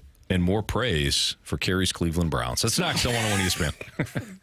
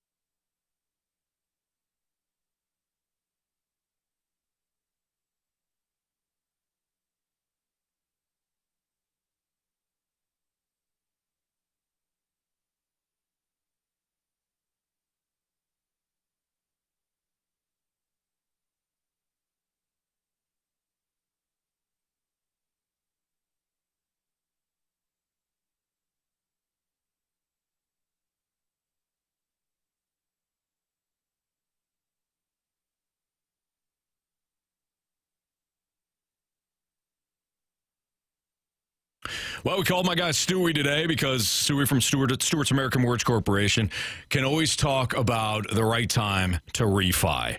Talk to us about 90% refinancing right now. You know what, Anthony? Every environment procures opportunity. Rates have gone up. People are strapped for cash. If you're in a situation where you have a lot of credit card debt, I talked to an ESPN listener today. He's just dying. He doesn't know what to do. His credit score is dropping. Those credit card bills keep getting bigger and bigger and bigger. He just doesn't know what to do. Based on what we're hearing, we went ahead and extended a 90% of the value of your property cash out refinance. Regular Fannie Mae conventional loans allow for 80%, FHA 80%.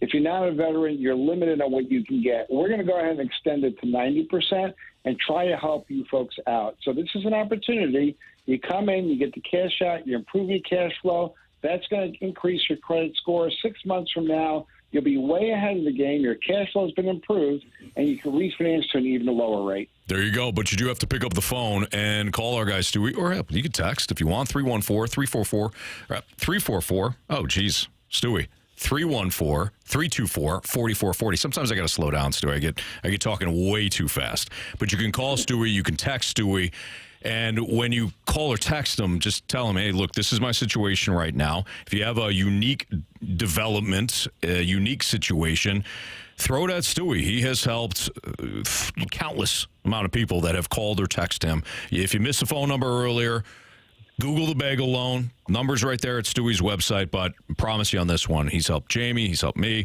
he'll help you as well. Stewie, keep up the great work. Anthony, I hope they let Jamie back into the country. Yeah, that'd be nice, huh? We'll find out. We'll find out in a couple days. Thanks, Stewie. Have a good one. See ya. NMLS number 226715.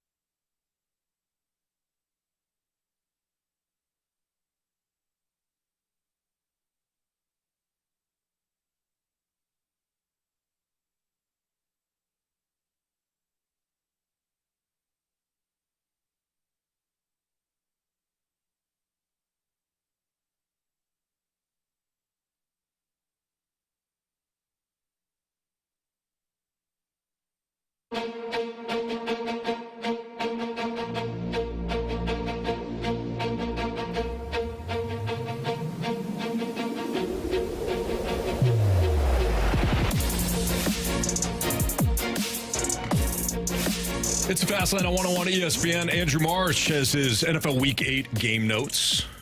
What do you got, Marsh? All right, let's start off with the Kansas City Chiefs and the Detroit Lions.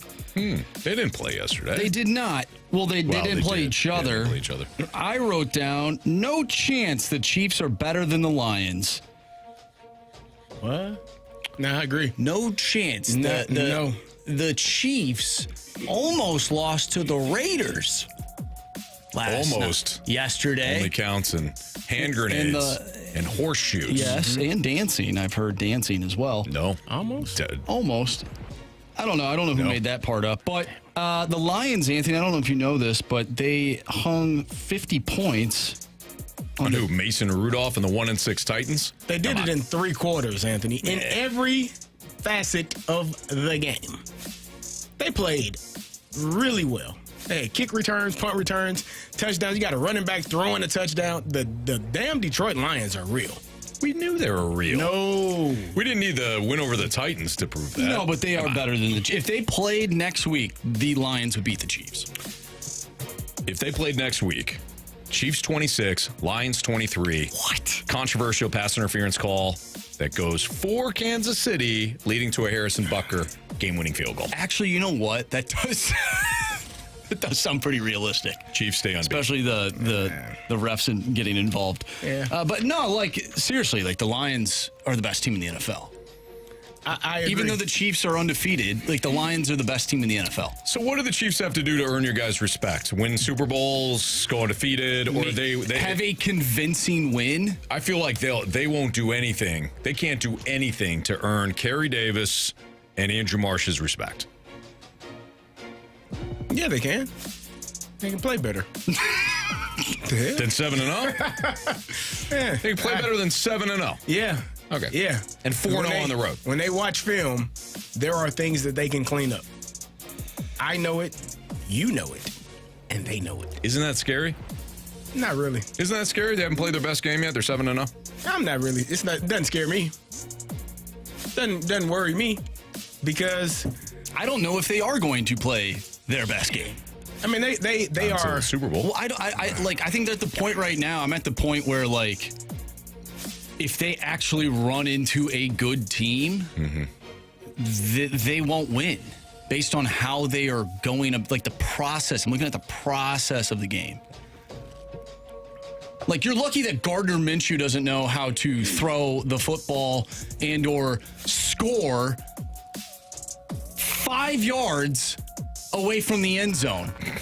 You throw an interception, and the Raiders went backwards. So what we're saying is The Lions are better than the Chiefs. the Chiefs get every opponent's best effort every single week. They post dubs, and it's still not good enough for everybody. I don't know They if you win. can That's what we're saying. continue to play this way. They win. It's wonderful. But, I mean, I don't know. I think I would take the Lions right now. And we just In had the parking lot. Yeah. Biting kneecaps and all. Yeah. Just had somebody. Dan Campbell will go for it. He'll go for a fake punt on his own 10-yard line, and that'll be the end of the Lions. Yeah. That'll be that discussion. Yeah. And you guys will be like, the Chiefs didn't play too good. They allow their opponents to beat themselves. I think the Chiefs aren't bad, right? They're not a bad team. I just think the Lions are better. All right, fair enough. Hey, it's your notes. These are my notes. I'm just crapping on them. All right. Well, number 2, where would the Browns be had they gone to Jameis Winston earlier and not played Deshaun Watson? Man, he's terrible. 4-4. I think the Browns would be 4-4. They'd be right in the mix. I think Winston would have remarkable games, and I think he would have the worst games ever. They would probably have beaten the Giants, who they lost to by 6. Probably have beaten the Raiders, who they lost to by 4. And maybe even the Eagles, who they lost to by 4. They might. What is their record? 2-6. They might be 6-2. No. 5-3. I'll give you the Giants win. And the Raiders. So let's just say they still have their 2 wins. Hey, do you think? I'll give you the Giants. I'll give you the Raiders. That's as far as I'm going to go. Do you think if Jameis is a starter from the beginning of the season that they beat the Cowboys in Week 1? Probably. It's tough to say. I mean, the Cowboys didn't. They won 33-17, but they didn't. Yeah. They didn't necessarily play great. Deshaun Watson was just horrible, absolute toilet water in that. Per usual. But yeah, you can say that about every game so far. Not great. I think look, the Browns were a playoff team a year ago. They were favored on the road in Houston in that opening game. So I think, Marshy, your overall point, they're significantly better with Jameis Winston under center, even if he's just inconsistent. Yeah, because Watson has been the worst quarterback in the NFL outside of anything the Raiders put out there. My third note is, will there ever be a time, at least this season, to buy into the Denver Broncos? Like, they just sneakily keep winning games. They got a winning record. I think they're 5-3. I just I'm not buying into them.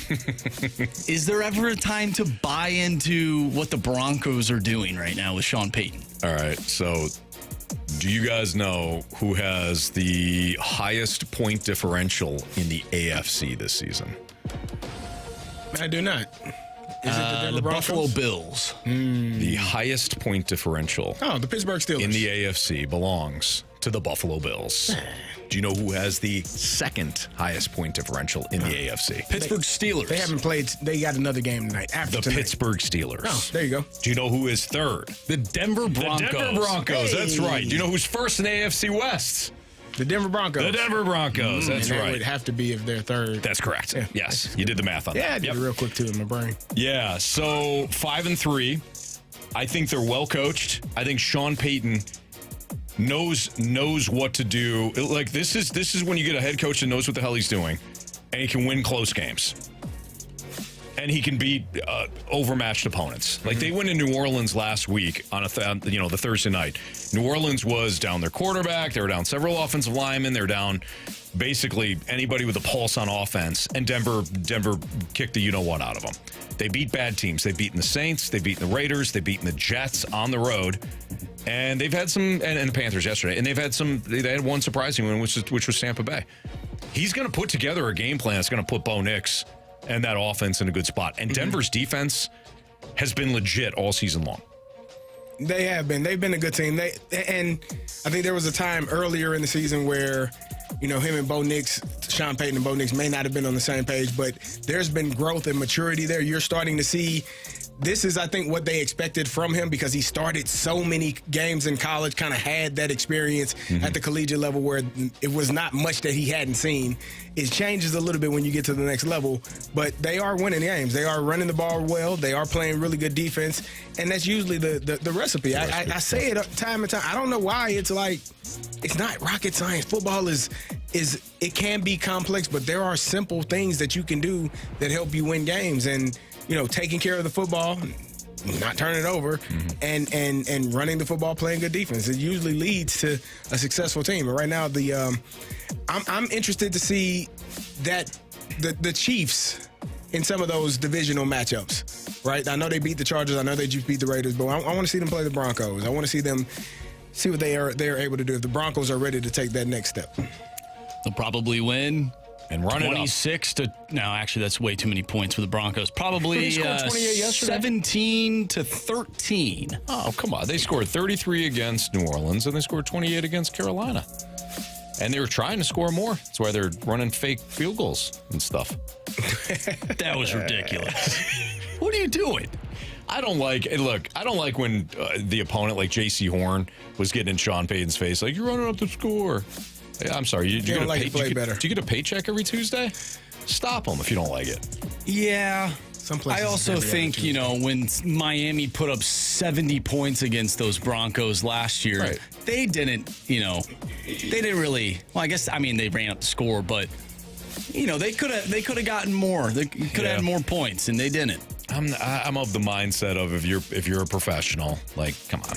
Why are you running a fake when Sean Payton said he's trying to execute it. Just trying to execute plays. That's all they're trying to do. They're in a winning mentality. You think maybe you should save that? Nah. Probably. Got to figure out if the play works. You do it against Carolina, up 2 scores. You do it in practice. Practice is different. You know that. I'm talking about practice. Games. Okay. All right. Marshy, last one?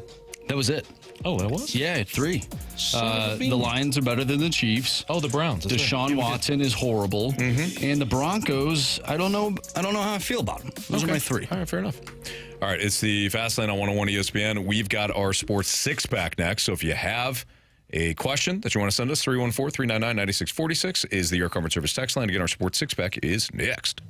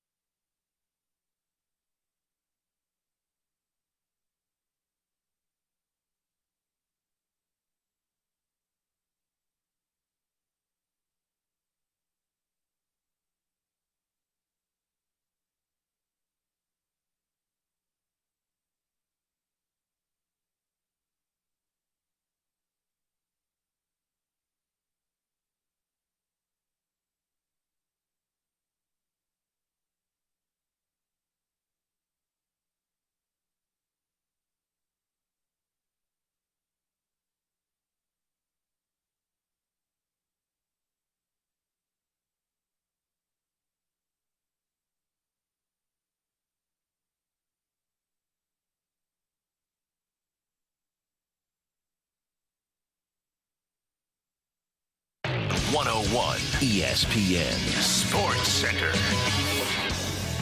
I'm Andrew Marsh. It's time for a Sports Center update driven by Johnny Londoff Chevrolet and Johnny Londoff Autoplex. The Blues lost to the Montreal Canadiens on Saturday. 5-2 was the final score. The Blues will take on the Ottawa Senators tomorrow, and you can listen to that right here on 101 ESPN. Pregame starts at 5. Puck drop is at 6. We'll talk with Jeremy Rutherford, our Blues insider from The Athletic, at 5 o'clock, so stay tuned for that. Also, over the weekend, Mizzou lost to Alabama 34-0, and Illinois lost to Oregon 38-9. The Dodgers also picked up 2 wins in the World Series. They lead the Yankees in that series 2-0. Tonight, we have Monday Night Football for you, as it is the New York Football Giants going up against Carey's Pittsburgh Steelers. We talked some NFL today. If you missed any of our conversations today, make sure you go to 101ESPN.com or check out the free 101 mobile app. It's all brought to you by Dobbs Tire and Auto Centers. We have our Sports Six-Pack coming up next, so get your questions into the Air Comfort Service text line, 314-399-9646. 6-pack coming your way next. I'm Andrew Marsh, and the Sports Center updated driven by Johnny Londoff Chevrolet and Johnny Londoff Autoplex. See them at londoff.com. Chevy, together we drive. Are you kidding me?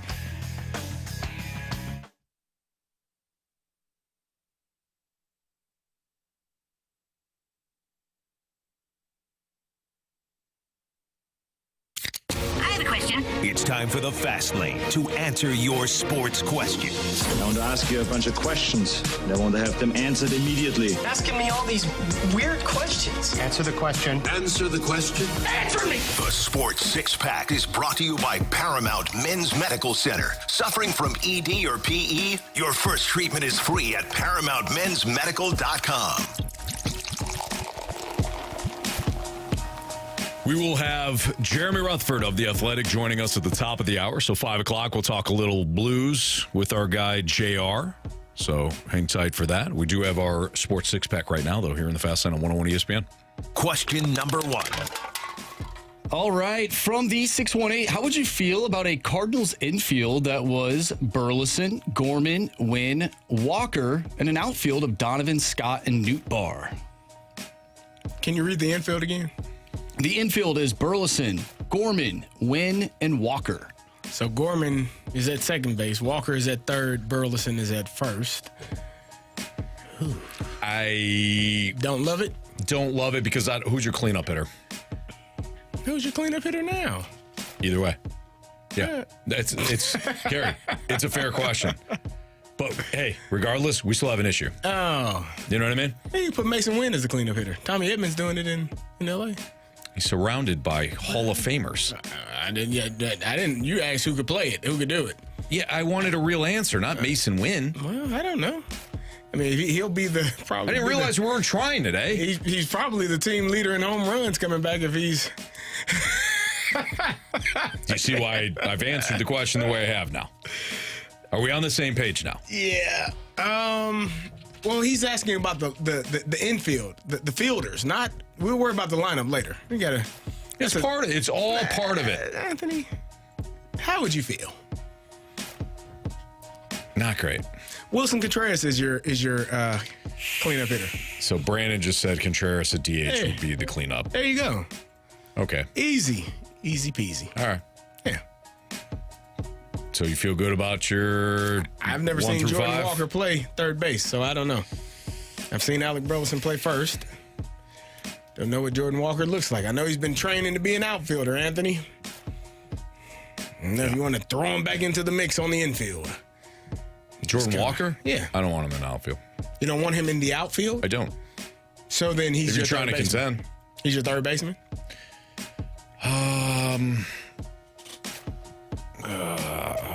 This looks like it pained you. It does. It does pain me. Sorry. I've never seen him play third base. So I can't comment on that. I've seen him play the outfield. It hasn't been great. So he's got a good arm. Does have a good arm. He's got a strong arm. Does he have range? No idea. He's tall. Probably get down and get there. None of this is making me feel good. The way that you guys are presenting this, it doesn't make Anthony, me feel good. Carol from the Snake Pick says, take it. Put Donnie in cleanup. Okay. There you go. Yeah, he was a cleanup hitter this year. There you go. How many times did he do it? You got Paez, you got Herrera. Talking about Don Mattingly. No. Talking about Donnie Baseball. Then I'm in. That is Donnie Baseball. The new Donnie Baseball. Yeah, you said it. Good job, Anthony. All right. Anthony, you know what? You continue rooting for the Yankees. Right. Because that's better than rooting for the Dodgers. It's way better. Wow. It's the same damn team, just on a different coast. No. That's pinstripes. I'm sorry. Did the Yankees sign Shohei Ohtani this year? No.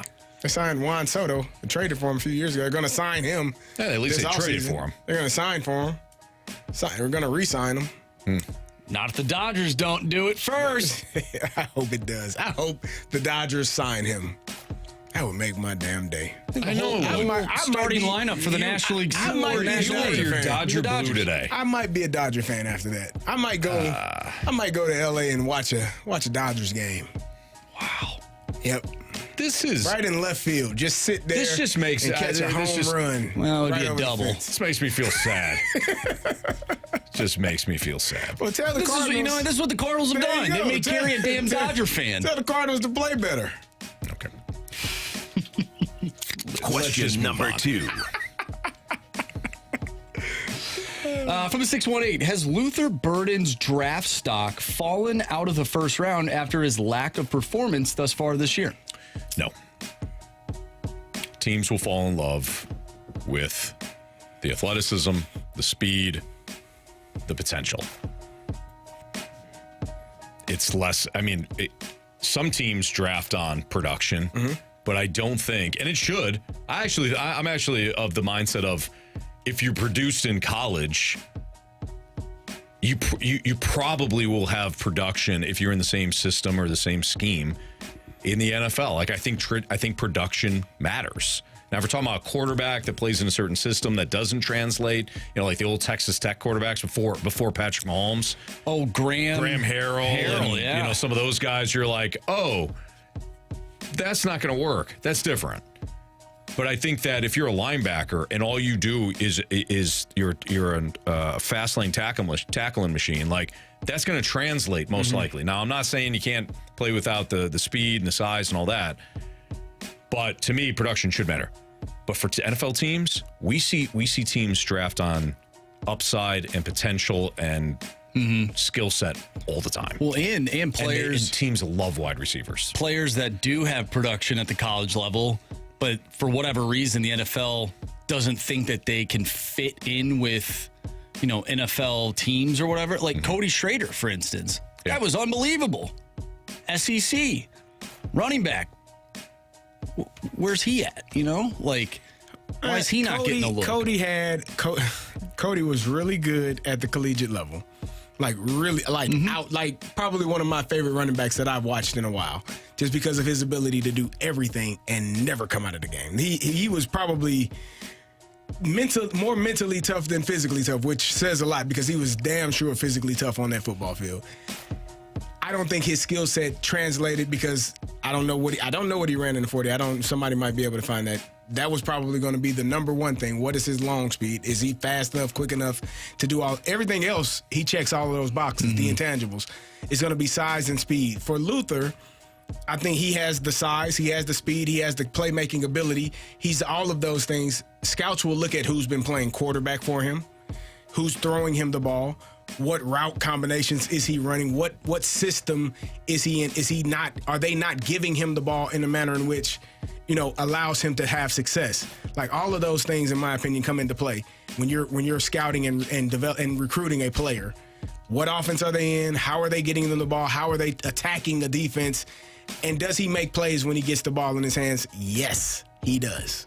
So I don't think he'll slip out of the first round. I think he's just in a situation, especially now with the backup quarterback in there. It's tough to get passes and have success when your quarterback play is lacking a little bit. Question number 3. From Grant Francis Fan Club, how many points out of a playoff spot can the Blues be when Robert Thomas comes back to still be considered in the hunt for a spot? That's a tough question. I mean, it's a stacked Western Conference, so I don't know what the number is. And I'll say a number, and then somebody will be like, well, the so-and-so last year were that number, you fool. So I don't know. It's a tough question. It's a good question. After, what are we, 6 weeks, they said? 6 weeks, yeah. So, I mean, typically a bone heals in 6 weeks, and then, he's got to get back skating and getting into shape. Yep. But that's around Christmas, is that right? Yeah. Let's say he's ready for after Christmas. New Year's. I think you have to play. Instead of asking this, I'll say this. Can you play 500 hockey? Because if you can play 500 hockey, I think you're going to be okay. And that's staying even, Anthony. Like I told you I would this earlier today. Yeah, I still don't believe you. No, I'm going to be when you say that. I think you're going to be part of that lunatic fringe again anytime soon. I'm gonna be okay. Watch. We'll carry over our six-pack next on 101 ESPN. The St. Louis Blues are back on ESPN. Shoots, he scores! Tomorrow night, Blues and Senators. Pre-game at 5, puck drop at 6. The wait is over! The quest for the Stanley Cup happens here on your home of the Blues, 101 ESPN.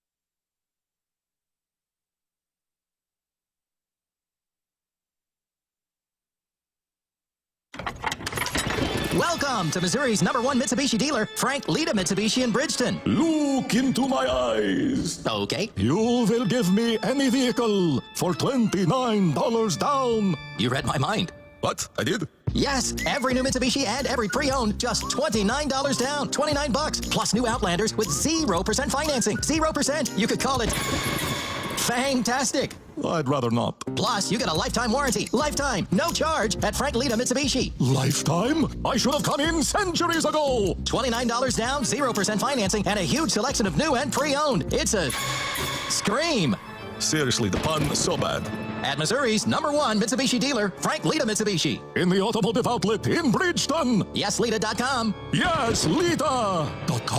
Now, how many lifetimes is your warranty? #1 based on the National Mitsubishi Report as of 9/1/24. New 24 Mirage, 19.3, 29 down, $320 a month for 72 months at 6% APR, plus tax tag title to qualified buyers.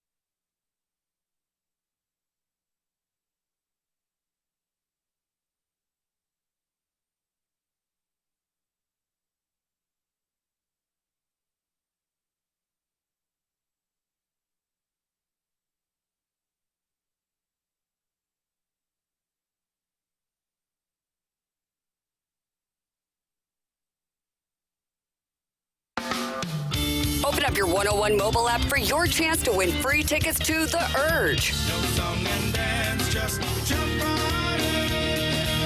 On November 29th at the pageant. Tickets for The Urge are on sale now, but we've got your chance at winning free tickets for the show. Get entered to win now either at 101ESPN.com or on your 101 mobile app.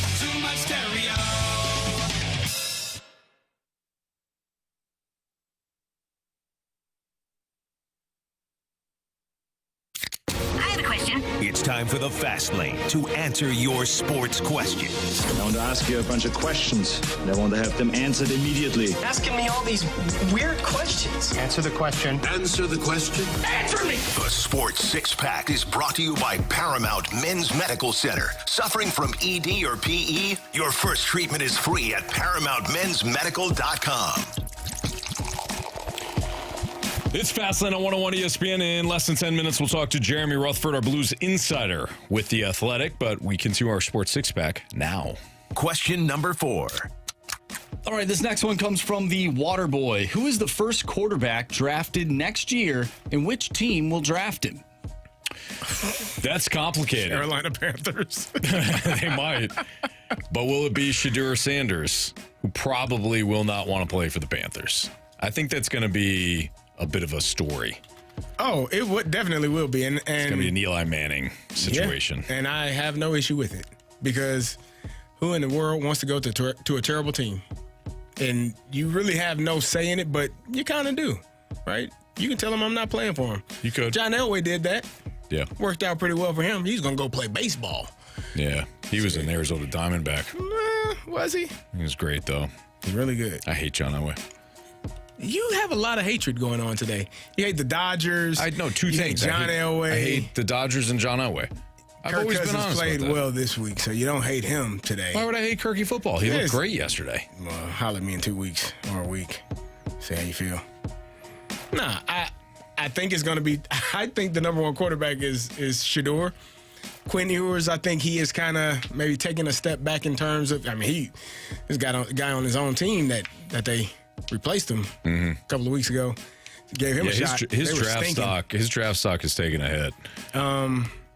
So, I mean, I think it's Shedeur. But again, where does he want to play? Is he willing? First of all, two things. Where does he want to play, or where does his dad want him to play? One and the same. Either or. Yep, one and the same. Is Carolina taking another quarterback with the first overall pick? Yes. So they're out on Bryce Young after 2 years. Yeah. That's tough. That's crazy.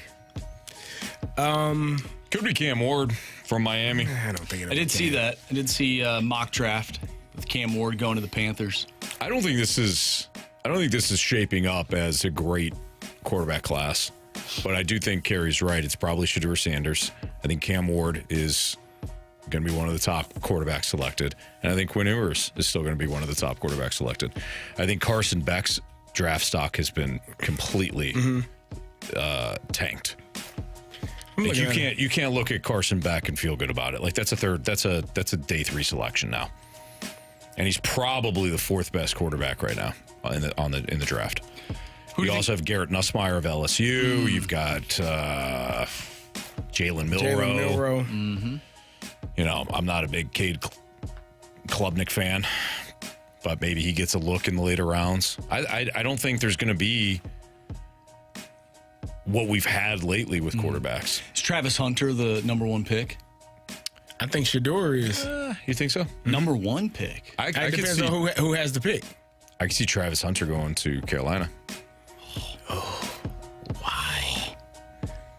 Who wants to do that? Well, nobody wants to go to Carolina. I'm just saying. For football. Carolina's a... Oh, yeah, for football. Yeah. I don't think Deion Sanders will allow that. That's what I'm saying. He won't... Oh, for Travis Hunter, too? No, yeah. Like, him and Shedeur are in the same conversation. Yeah. Gator asked about Jackson Dart. He said Jackson Jard. You think it was on purpose? I don't think he's more than a late round selection. Do you? Yeah, Jackson Dart? I don't think he's one of those top quarterbacks that are going. Like, you named the names. I even saw that I just saw Jalen Milroe's name as a first-round quarterback, which is a bit surprising. So. But I think Shedeur, Quinn, Cam Ward, am I missing anybody? I think those three. Quinn Ewers. Yep, Quinn Ewers. And I think those three. No, that's it. Yeah. What about someone texted in the fella from Ohio State, Howard? Oh, Will Howard? No, not in the first round. Nope. I don't think. That's a developmental late round guy. Kind of like Miller Moss from USC or like Dylan Gabriel from Oregon. Those guys are going to go late. You think Brady Cook will make make an NFL roster? I do not. You are just breaking hearts all over the place, man. I think he'll be a camp arm, if that's what you mean. Yeah. Like, I think he's going to be a practice squad guy. Like undrafted? Yeah. Hey, good for him. Go make it happen. Undrafted. All the way to the Super Bowl. Absolutely. You know? Yeah. It has happened before. It has happened before. Mm-hmm. Yeah. All right. Should we get to JR? Yeah. Okay, let's get to JR. We weren't quick enough. You got to be quicker than that. Are you doing the commercial with the $1 bill? Yeah. Did you guys just see that or something? No, it's just ingrained in your mind. Timing. What do you mean? You guys were in unison with that. Well, I mean, that's because like minds. We're in unison. Great minds think alike. I'm watching you guys. I'm watching you, Wazowski. Jeremy Rutherford, Blues Talk next on 101 ESPN.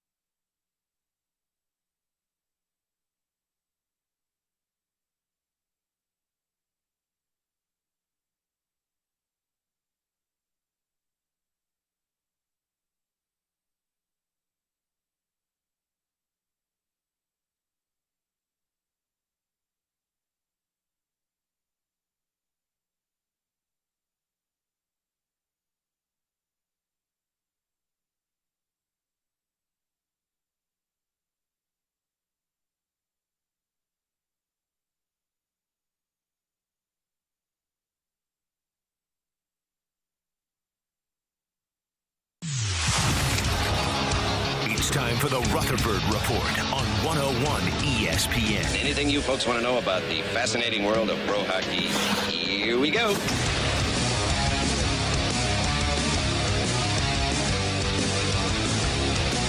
Your time check is brought to you by Clarkson Jewelers, an officially licensed Rolex jeweler, with Andrew Marshy and Carey Davis. I'm Anthony Stalter. Let's head to our 101 ESPN Celebrity Line, and we're now joined by our guy, Jeremy Rutherford. What's up, JR? Hey, guys. How you doing? Doing great. You still on the road? I am not. I came home from Toronto, went up there to talk to Craig Berube and do a story and write about that game. And you know what? Sometimes when you go on the road and you don't know if it's going to be a win or a loss, and it's a performance like that and a big win for the Blues and you're able to write it, you feel like you got lucky there. So I covered that one and then just came back home, and we'll catch them when they come back to St. Louis against Craig Berube on Saturday. There you go. Yes, this is kind of an interesting time where you get to face the Maple Leafs in Toronto and then turn right around and you got a pretty close, not a back-to-back, but a pretty close game. By the way, it's the Collier and Thompson phone line, by the way. The Collier and Thompson phone line. New sponsorship. We appreciate them. JR, what ultimately, I know you weren't there, but what ultimately do you think went sideways for the Blues in Montreal, especially coming off the big win in Toronto? Yeah, I think, it's big picture for me. It's still getting down by 2 goals in so many games. It's happened 6 times, 6 of their games this year they've gotten down. And sure, they've won a couple of those. They came back on that first road trip of the season. But it's catch-up hockey. And listen, I didn't grow up playing hockey, but I've been covering for 20 years. And anytime you talk to coaches, players, you can't get behind. The game just changes. The other team just finds a different way to play the game, and you're chasing. So I feel like that's what happened to the Blues the other night. And it's a trend that, to me, it's kind of disturbing. I know it's early in the season, but especially when you're missing a Robert Thomas and sometimes struggling to put together some offense, it's something that can't happen. So they're going to have to figure that out really quick.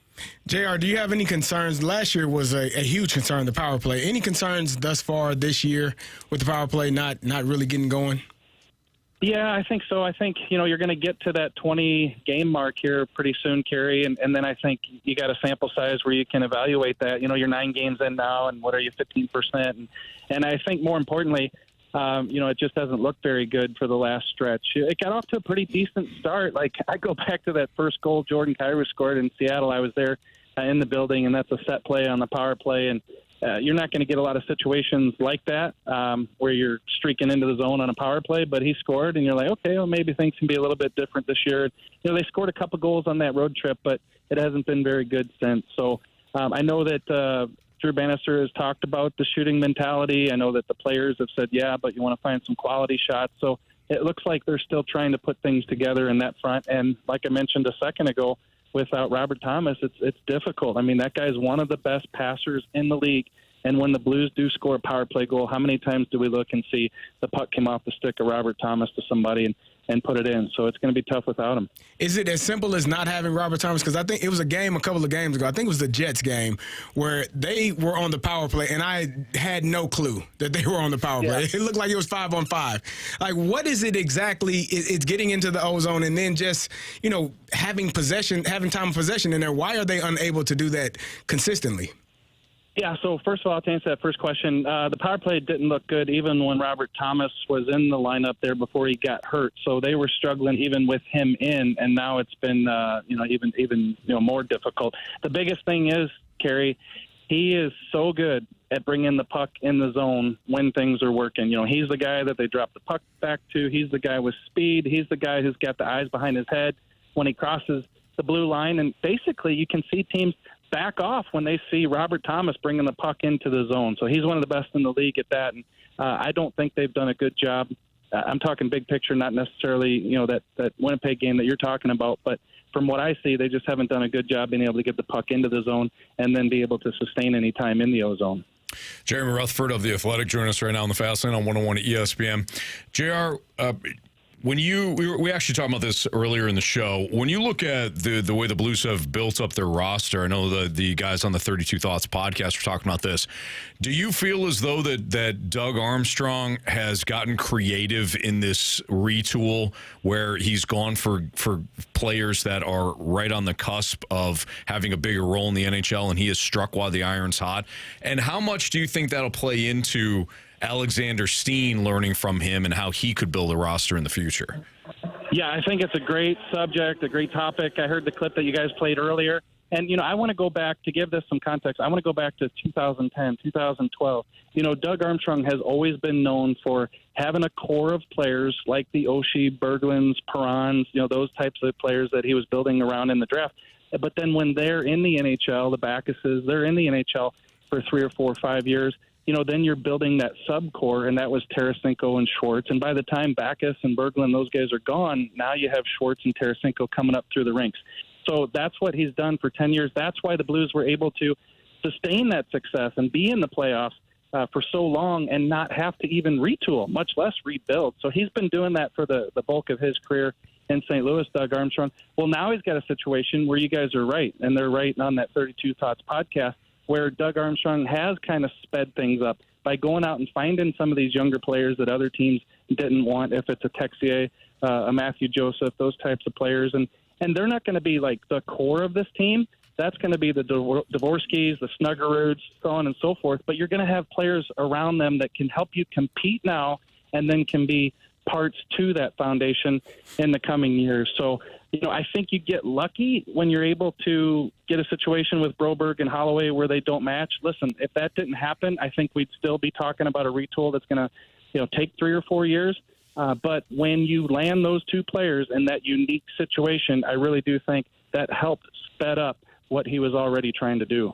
JR, can you talk to me about Jordan Kyrou? Only has a couple of goals on the season, but I think he's playing better. He's taking more shots, one of the things that people continuously complained about. What have you seen from his play? Yeah, so I like what Jordan Kyrou's done this year. I know some people might hear that and think, well, he hasn't scored in, 8 games, whatever. And Drew Bannister has mentioned that he's not shooting enough. Listen, I'll take the Jordan Kyrou that's playing right now, even with the fewer goals, than I would take a Jordan Kyrou with 8 goals right now who's not playing this way.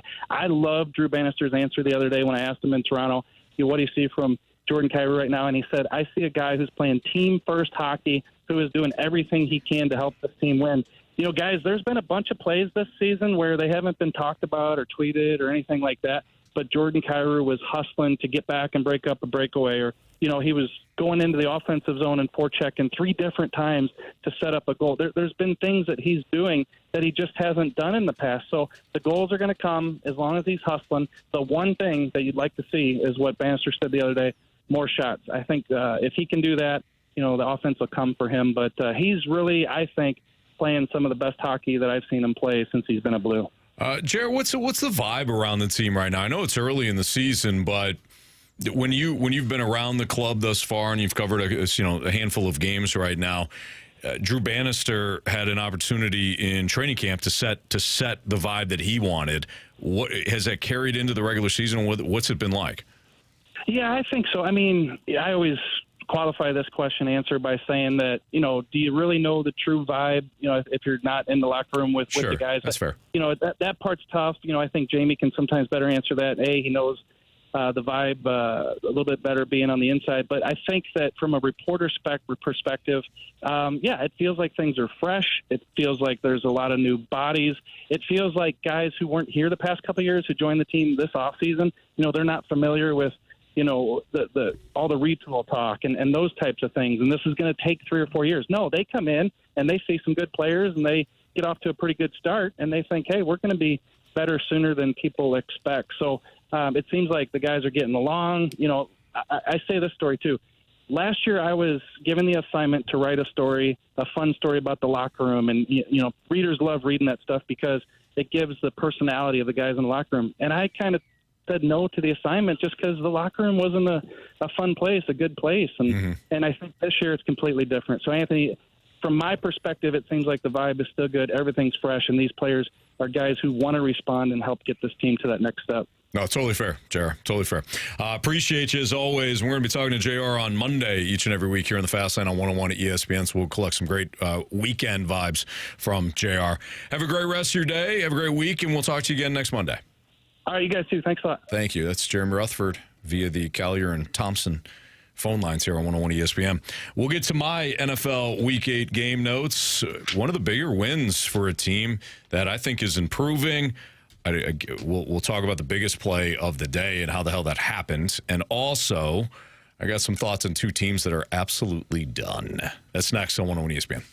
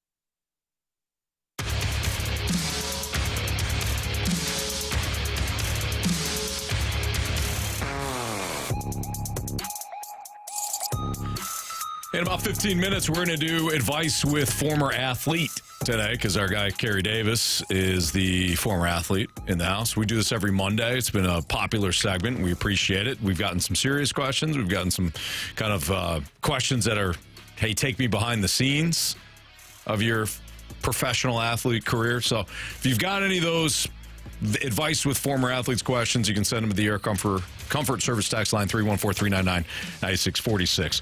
So my Week 8 game notes, I want to share this, though, and I was waiting for a spot to do this. So I got a text message last night from our guy, Donnie Fandango, of The Point. And we love Donnie. He's done some shows with us. He's done some segments with us. Segments. Hey, you know what? Oh, if there was ever a day for Jamie Rivers to be here. Donnie's a passionate guy. We all know that. So I got this text from Donnie. Said, hey, man, I haven't been around my phone today. And this is funny because he's texting me on his phone. Said, hey, man, I haven't been around my phone today. How did fantasy turn out in the work league? So our fantasy football league. Oh. And I go, what a weird question. First of all, Donnie never texted me about that, like fantasy stuff. Like, why would he be he's on his phone. Why wouldn't he just look? But I'm like, you know what? I'll do him a solid. I'll look up his team. And I looked the scores and I said, oh, you're beating Marshy pretty good. So I said, that was a ricochet. I said, looks like you're rolling against Marshy because he's beating you right now. He probably thought he was beating you. He goes, damn it, I thought it was you. He goes, I hate myself right now. This fast lane. I said, I was about to ask you if you thought it was me. Because here's the background on that. Marsh, his team name is Neighbors Dave. Anybody that listens to the show, I refer to my neighbor, Dave. Dave and Donna. Shout out to Dave, neighbor Dave. So Marsh has got Malik Neighbors on his team. So it's Neighbors Dave. The photo is my face. So it seems like it's my team. It's actually Marsh's. So I said to Donnie, I was just supposed to ask you that. He goes, sorry, man, carry on. That's just really sorry on my part. He goes, I'm filled with shame. He goes, this is why I never talk. Bleep. It was hilarious. I told him I needed a laugh. It was good. So I was waiting. It's hard to see on the little icon, but right above your face, it says this guy's neighbor. Yeah, so meaning me. Yeah. Yeah, Neighbors Dave. Anyways, so that's funny. Yeah, I was dying. I didn't want to text you guys that. I wanted to share it on air. Neighbors Dave has dropped 4 in a row. No, 5. Started off 3-0. Really? Yeah, I'm a real New Orleans Saint right now. Hey, in fairness to you won your first 3. I think they only won their first 2, right? That's true. Yeah. That's true. But when you have people like Chase Brown, Darnell Mooney, Keon Coleman, outscoring your big dogs, it's not great. Your bench has been better. My bench has been fantastic. Yeah. All right. Let's get into. We did Carey's notes. We did Marshy's notes. So here's my Week 8 game notes. I have been hesitant to get this team back in the top 10, but they're ready. The Eagles are improving. They're starting to look way better. It was a little slow out of the gates yesterday in Cincinnati. They gave up the touchdown to start the game, and I think they even fell behind, 10-3. But Jalen Hurts got rolling, especially in the second half. They looked great. They stuffed Cincinnati on a fourth and short, and then converted that into points. They scored 27 points in the second half. We've been waiting for this offense to look much better. Yeah. And Jalen Hurts, he only attempted 20 passes. They are not asking him to throw much. Last week, I think he only attempted like 17 or 18 passes. But he completed 16 of those passes, 236 yards, had the one long touchdown to Devonta Smith, and total 4 touchdowns on the day, had a couple rushing. So the Eagles, I haven't really been on board with Philly of late. I was good with them in the start of the year, but I think that's a team that's slowly improving. They are. They have gotten better. You don't want to rush into it too soon because they have the tendency to move so slow offensively. They are the only team in the NFL to not score on their opening drive. And Cincinnati took the ball, I think, for like 8 to 10 minutes on that opening drive. Yeah, that's what. Yeah, it was like 5 minutes and something and change when Jamar Chase caught the touchdown. It was not much left, but they're the only team in the NFL that hasn't scored in the first quarter. But they are playing better. So I think they still have a ways to go. I really don't like that. I think Saquon Barkley should be scoring those touchdowns on the goal line. That's my opinion. I agree. Your quarterback got 3 rushing touchdowns from the 1-foot line. Okay, cool. We know you can push him in. Cool, whatever. Give Saquon some of that love. Yeah. He's a workhorse. Give him a carry. You're going to give him the ball after you score on the tush push and have him spike it. Thanks, buddy. Appreciate you, Jalen. I don't need your damn charity. What the hell is this? I would like that. But all in all, they are playing better. We are a few weeks removed from the whole Nick Sirianni having a whatever that was on the sideline with the fans. But they're playing better. That was nonsense. I still think he winds up costing them again. But anyways, Eagles look good. So we just got a question from, or maybe it was a statement from the Snake Pit that wanted CD's take on the meltdown there in Washington yesterday. Now we did spend a lot of time talking about this earlier in the show if you missed it, but I just put how does this happen? So the Bears yesterday, if you missed it, one of their cornerbacks was before and during the final play that Jaden Daniels put the ball up for a Hail Mary, was taunting the Commanders crowd. He was not paying attention, and he wound up racing to the middle of the field once he realized the play was going on, and he was the one that hit the ball. He didn't bat it down. He got one hand on it and tipped it perfectly to Noah Brown, who was the only person waiting in the end zone to receive it, and Washington wound up getting an absolute miracle touchdown out of that. Carey, you broke it down earlier. It really started 2 plays prior to that when the Bears gave up yards they didn't need to, including one on the second to last play where it was a quick out that got the Commanders another 10 yards or so and allowed Jaden Daniels to make the one last heave. Yeah, I mean, it's just a bad look. He's got his back to the play, looking at the fans, taunting the fans. It was terrible. The game isn't over, and that's the one thing that you always have to remember. Like, you have to, and this will be a lesson for him. I mean, he's a second-year player, drafted last year in the second round. Like, he's a young player that will learn from this mistake. I was watching, he had an apology for, the mistake. At the end of the day, learn from it, get better. Yeah. I think that there were so many other things that went wrong with that play beside him looking at the crowd. You talked about the play before where you got all your defenders 40 yards off and they're able to throw a 10 to 12 yard out and get that much yards to get that much closer. If you don't allow that, the ball doesn't even make it to the end zone because they're throwing it from their own 34. Yeah. So, you got that mistake. You got the pass rush from the defenders from Chicago. One guy not rushing at all. Other guys out of their pass rush lanes. And they're big. They're going to be extended. It was a bad look. And then, again, the final part of it, you are taught to attack the ball at the highest point and knock it down. Spike it down. Both hands, one hand. Spike it into the ground. Do not tip it up, because anything can happen. And you saw what happened. Noah Brown was able to catch the ball, easiest touchdown of his life, probably from any level. If he played Little League football, middle school, high school, college, probably the easiest touchdown he's ever had. Yeah. It's just a bad play overall. Especially when the Bears fought their way back into that game because they didn't play well. There was some mistakes there. They fumbled on the goal line with you fumbled at the goal line. Offensive lineman. Yep. That trick play. Refrigerator Perry would never. No. Well, as Carey said, so Tyreek Stevenson apologized to teammates Monday morning for his role in giving up the Hail Mary. He talked about, he said, honestly, I don't feel like I should probably share what intimate side of me that I shared with the guys because I know I let them down, and those guys hold me to a higher standard, such as everybody in this building. But the brief message is, I apologize to the boys for letting them down. I let the moment get too big, and it's something that can never happen again and won't happen again. Mm-hmm. It's a bad look. It's something that's going to follow him in his career. That's just it's just unfortunate. I mean, it is so avoidable. Yeah. I mean, the wide receivers are almost. I'm watching the play again. The wide receivers are almost even with him by the time he turns around. That's how long.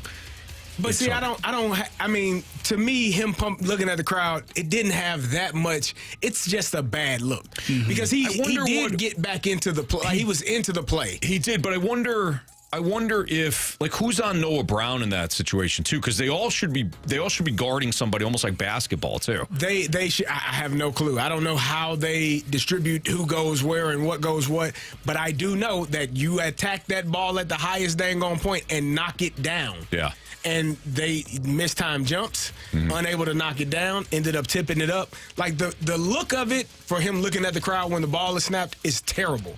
But in my opinion, it's not what cost them that game. No, it's just one play. It is. But even I don't think that's specifically him looking at the crowd, because again, he got into the play, like he was there. It just, and he wasn't late per se. The ball wasn't in the air. He set it up perfectly though. He got one hand and he's flying in as the ball. He should have been over there. You should see one of the angles. The ball is in the air and then you can see him come over. Yeah, and he actually times up the jump perfectly to set it up. It's as if. I wonder if he and Noah Brown were on the same page, and he tipped it to him. I wonder if but they play on opposite sides. If he felt like, oh crap, like I need to make up for whatever I just did 2 seconds ago, chirping the fans. I need to go now and back that up, and in the process, trying to do too much ends up leading to the game-winning touchdown for Washington. There's a video on on Twitter or wherever you can find it of. It's gameplay footage of NCAA, the new NCAA game, and you're playing as your own player. It's this guy who plays for North Carolina, and he's like hyping up the crowd and stuff. He's a DB. All of a sudden, as he's hyping up the crowd, ball snapped, wide receiver blows right past him, and they score. And people were like, "This is literally like real life now." Oh man! All right, my final thing is this, and far be it for me to bury a team that has really been a zombie in the second half of seasons under Zach Taylor, but boy, the Bengals looked done. They had a brief little moment where it looked like maybe their season was starting to be salvaged, but they cannot overcome the defensive issues that they have, and that is a team that is like flat out built by its wide receivers. Yeah. T. Higgins misses the game because he suffers a quad injury on Friday, and they don't look the same. And the play calling, I mean, they had a play where They called a screen, like a bubble screen to Jamar Chase on a key fourth down play, and Dean, the Eagles' second round pick from Iowa, flies up and makes a perfect hip tackle. And he's not an illegal tackle, but he got Chase in a great spot, brings him down. They had another play. I think they were stuffed on fourth down. Like they don't look good at all, and I don't think that this is a Bengals team that's going to rally this season. I think it's going to be too hard, especially in the division that they're in, the Steelers, the Ravens. Even though the Ravens lost yesterday, the Steelers play tonight. I think it's going to be too hard to get back into that division or race. Yeah. And then the other teams in the AFC are still playing really well. So where do you fit in to making a playoff run if you were able to? Right now, they are. You're correct. Losing T. Higgins not being there, they do look different when they don't have all of their guys available. Yeah. I thought the first drive of the game was outstanding. They look great. I thought, and when I saw that drive, I'm like, oh, they about to take it to the Eagles. Yeah. And then it just kind of slowed down and didn't. I mean, Gesicki was having a hell of a day. The first half, he was playing his butt off. Like they were doing a really good job, and then it just shifted for him. Yeah. He got out of hand. Gesicki? Yeah, he had a fumble late in the game that led to a field goal or a touchdown. He was playing really well. Yeah, he was. Yeah, he did. He made. I mean, there was a key 3rd and 16 or something like that. They didn't make a catch on. And the other team I'm writing off is the Cowboys. I mean, they again spanked by the 49ers. They caught back into the game, but they were dominated in the second half. So they're 3-4. And if you got Washington at 6-2, and the Eagles are improving, similar situation with the Cincinnati Bengals, you're like, this doesn't. You're not coming back. Yeah. And Jerry Jones is insane. All right, advice with former athlete next on 101 ESPN.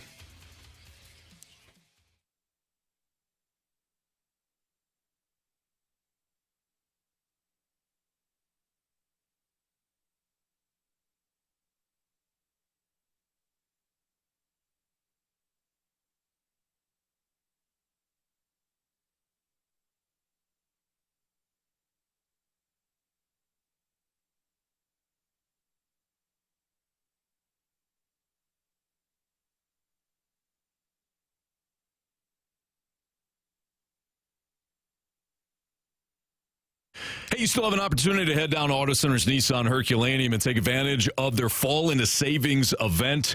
It was extended throughout October, but we're a couple of days away here. It's almost Halloween, so you got to get down there, and you can take advantage of the low finance rates that are available at Auto Centers Nissan Herculaneum. 0% APR on Pathfinders, Rogues, and Altimas, plus 0.9% APR for 60 months on Frontier. Low lease payment options like $329 per month on 2024 Rogues. In addition, they've got financing specials deals on select inventory, like no payments for 3 months or no money down. They give your wallet a break. When it comes to finding affordable vehicles that are also reliable, check out the 2024 Nissan Kicks, Sentras, and Versas. They're all priced below $23,000 right now at Auto Centers Nissan. And they got the 2024 Rogue and Altima starting below $30,000. New Nissans and select used come with their complimentary lifetime warranty. New Nissans come with a 30-day return promise and complimentary Nissan maintenance plan. And with over 700 vehicles all in one spot, all in one location out in Herculaneum, you're bound to find the right vehicle that matches both your budget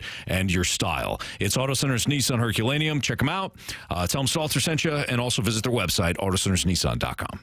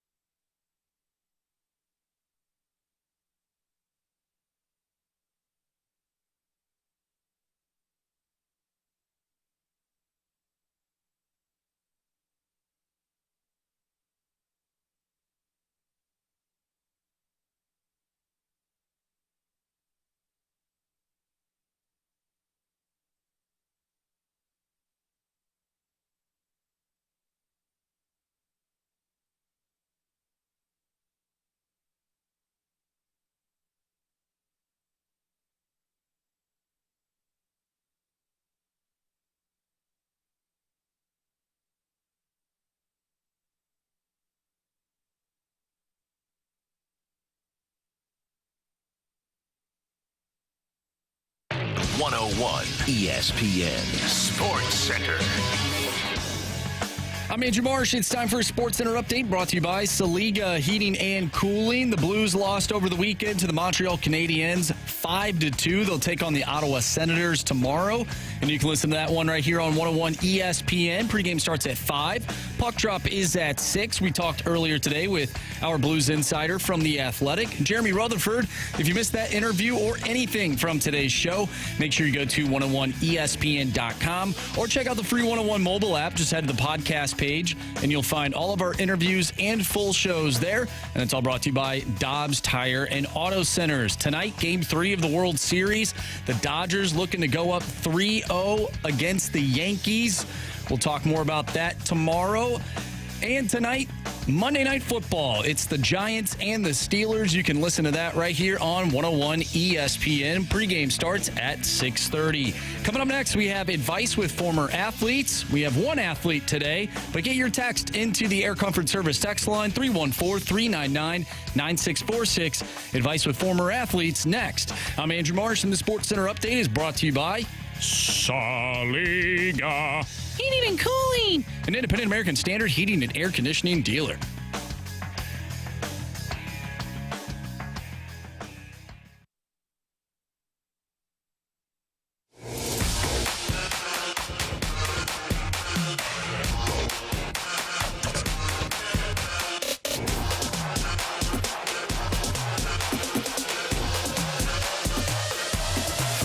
Give me some advice, quick. All right, you heard Marsh. Time for advice with former athlete Carey Davis, Super Bowl champion with the Pittsburgh Steelers. Proud alum of the Illinois Fighting Illini, Fire Up Illini. Marsh, what do we got? We have multiple people wanting us to talk about this topic that I'm about to bring up.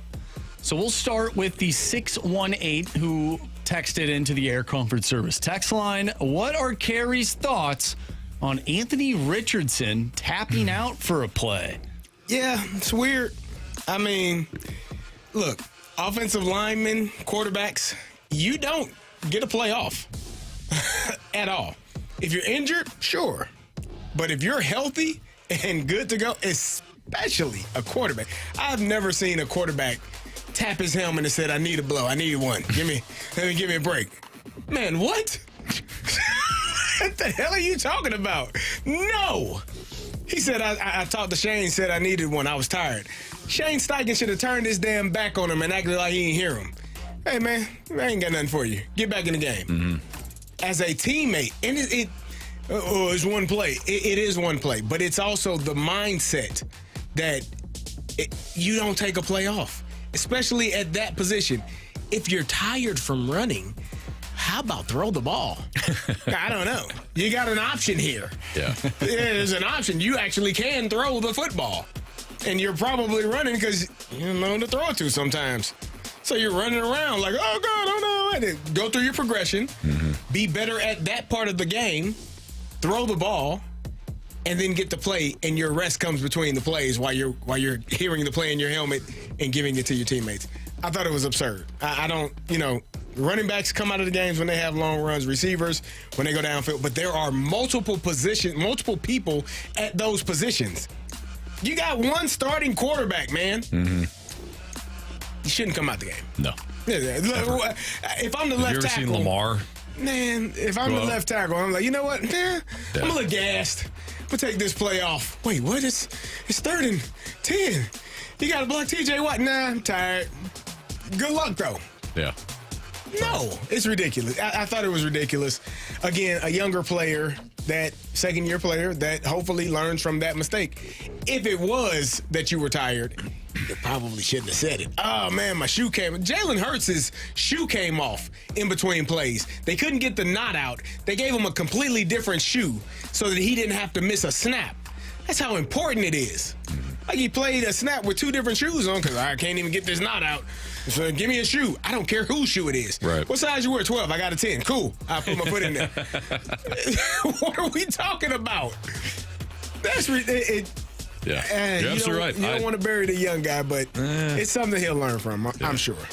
So I wanted to bring up, and we talked about this earlier in the show, but nasty Nestor Cortez gets brought in game 1 of the World Series. The guy hasn't thrown in a month, or as Anthony said, since 2020. I might have been off on that. It's been a while since he has pitched.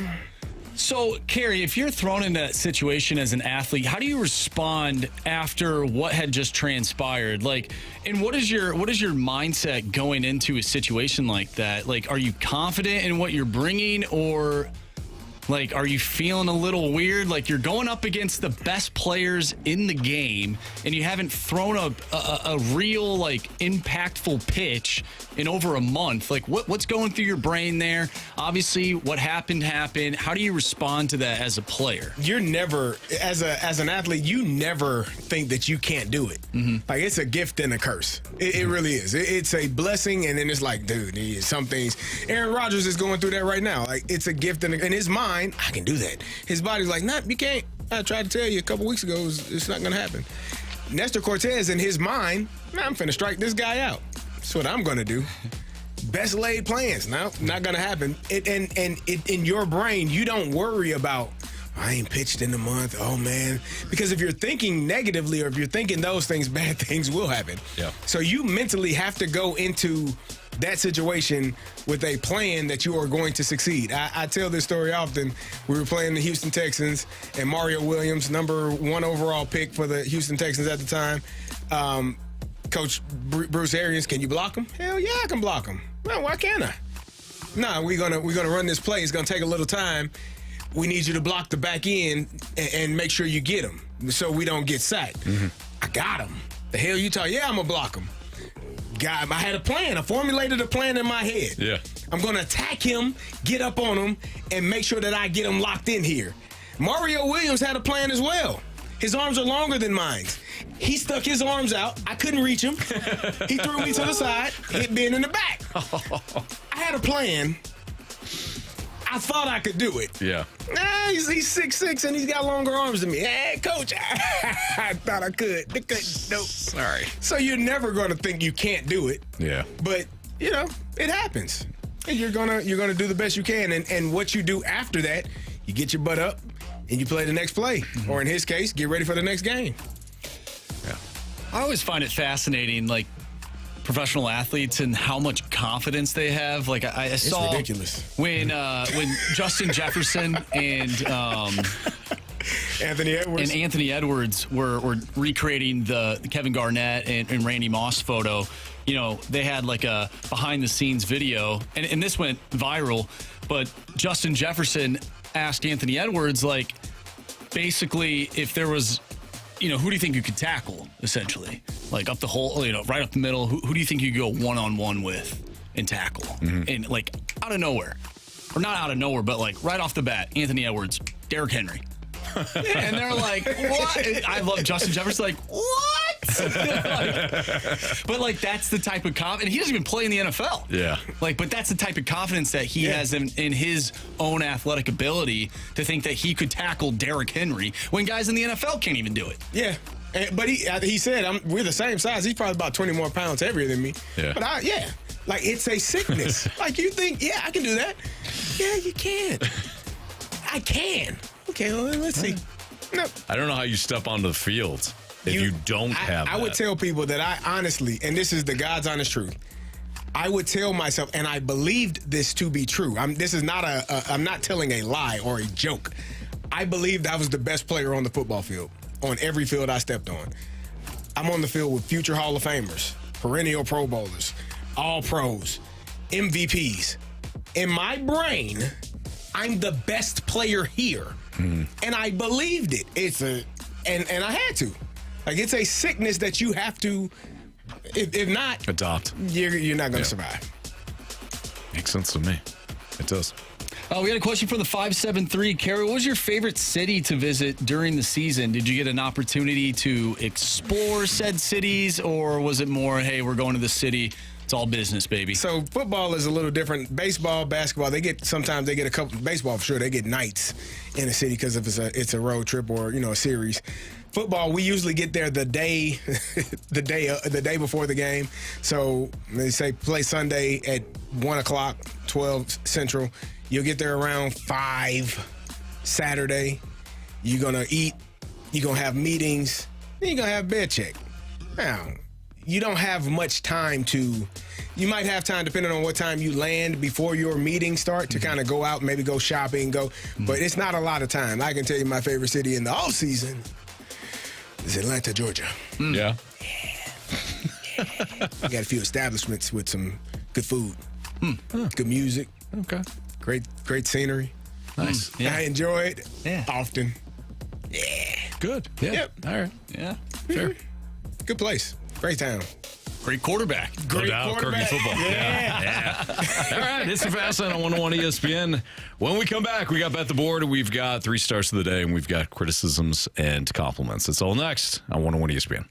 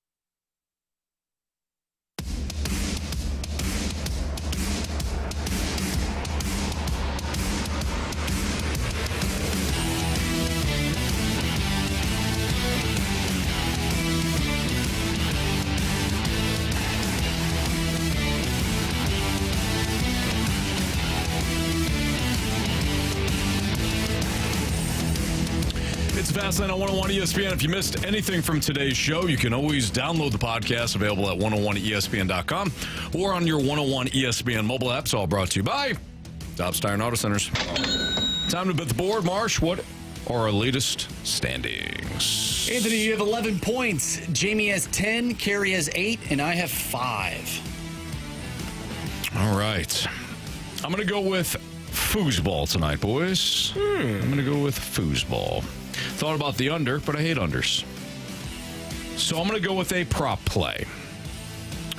I'm going to go with a Najee Harris anytime touchdown at plus 100. Anytime touchdown for Najee Harris plus 100. Please and thank you. Jamie has his in, correct? He is taking the Florida Panthers money line. Well, I'm going to stick to what I know best. Baseball. Juan Soto, 1.5 hits, runs, and RBIs. Only got a couple more games left. Maybe I can make something happen. Yeah. Minus 130. I already put it in. Thank you. Didn't even have to tell me. Gentlemen, give me Najee Harris over 66.5 rushing yards. Oh, you all like the old Pittsburgh Steelers running back now, do you? And gentlemen, I was not going to not do the parlay on the Sports Equinox. I need to get back into it. Okay. So give me Najee Harris over 66.5 rushing yards. I need the under in the first inning of the Dodgers-Yankees game. Under a half run. So we need no score in that first inning. Give me Tommy Edman to record one hit. I need one hit from Tommy Edman. Why are you laughing at me? We're not laughing at you. Why? Because it's so obscure. No, Carey. I'm making fun. Carey I said. said Tommy Edmonds' one hit is going to be out of there. Yeah. First inning. No, he can get it later. You're doing great, Actually, Marsh. he can get a hit as long as he doesn't score. I don't care. Am I allowed to pick the Florida Panthers, part of my parlay? Yes, you are. Jamie has it. Give me the Florida Panthers money line. Give me William Nylander over 3.5 shots on goal tonight. Give me LeBron James over 37.5 points, rebounds, and assists. That makes sense. When you're saying points, I'm like... Points, rebounds, and assists for LeBron James. Not bad. Got it. And give me Colorado minus 1.5 against the Chicago Blackhawks. All right. You going to send all those to us? Yeah. Yes, I have. How many is that? That is 7, which if Anthony hits tonight with Najee Harris, we will be tied. Ooh. If mine, of course, hits. I'm sure it'll be 4-0 in the first inning or something like that. You never know. Never know. If we can get this to at least the Lakers and Suns game, and it'll ride all on LeBron James, I think it will be a successful night. All right. We've actually done okay with these parlays. Like Jamie hit one. I had 2 separate 5-leg parlays that fell one short. I had one 5-leg parlay 5. That fell one. 5-leg that fell one leg short as well. Yeah. So yeah, it can happen. Yeah, hey, I once saw a Hail Mary completed. Wow. In a game that the team had no shot of winning. Yeah. The guy celebrating before Dude it even was happened. celebrating. Yeah. On the field. Player. Before the game ended.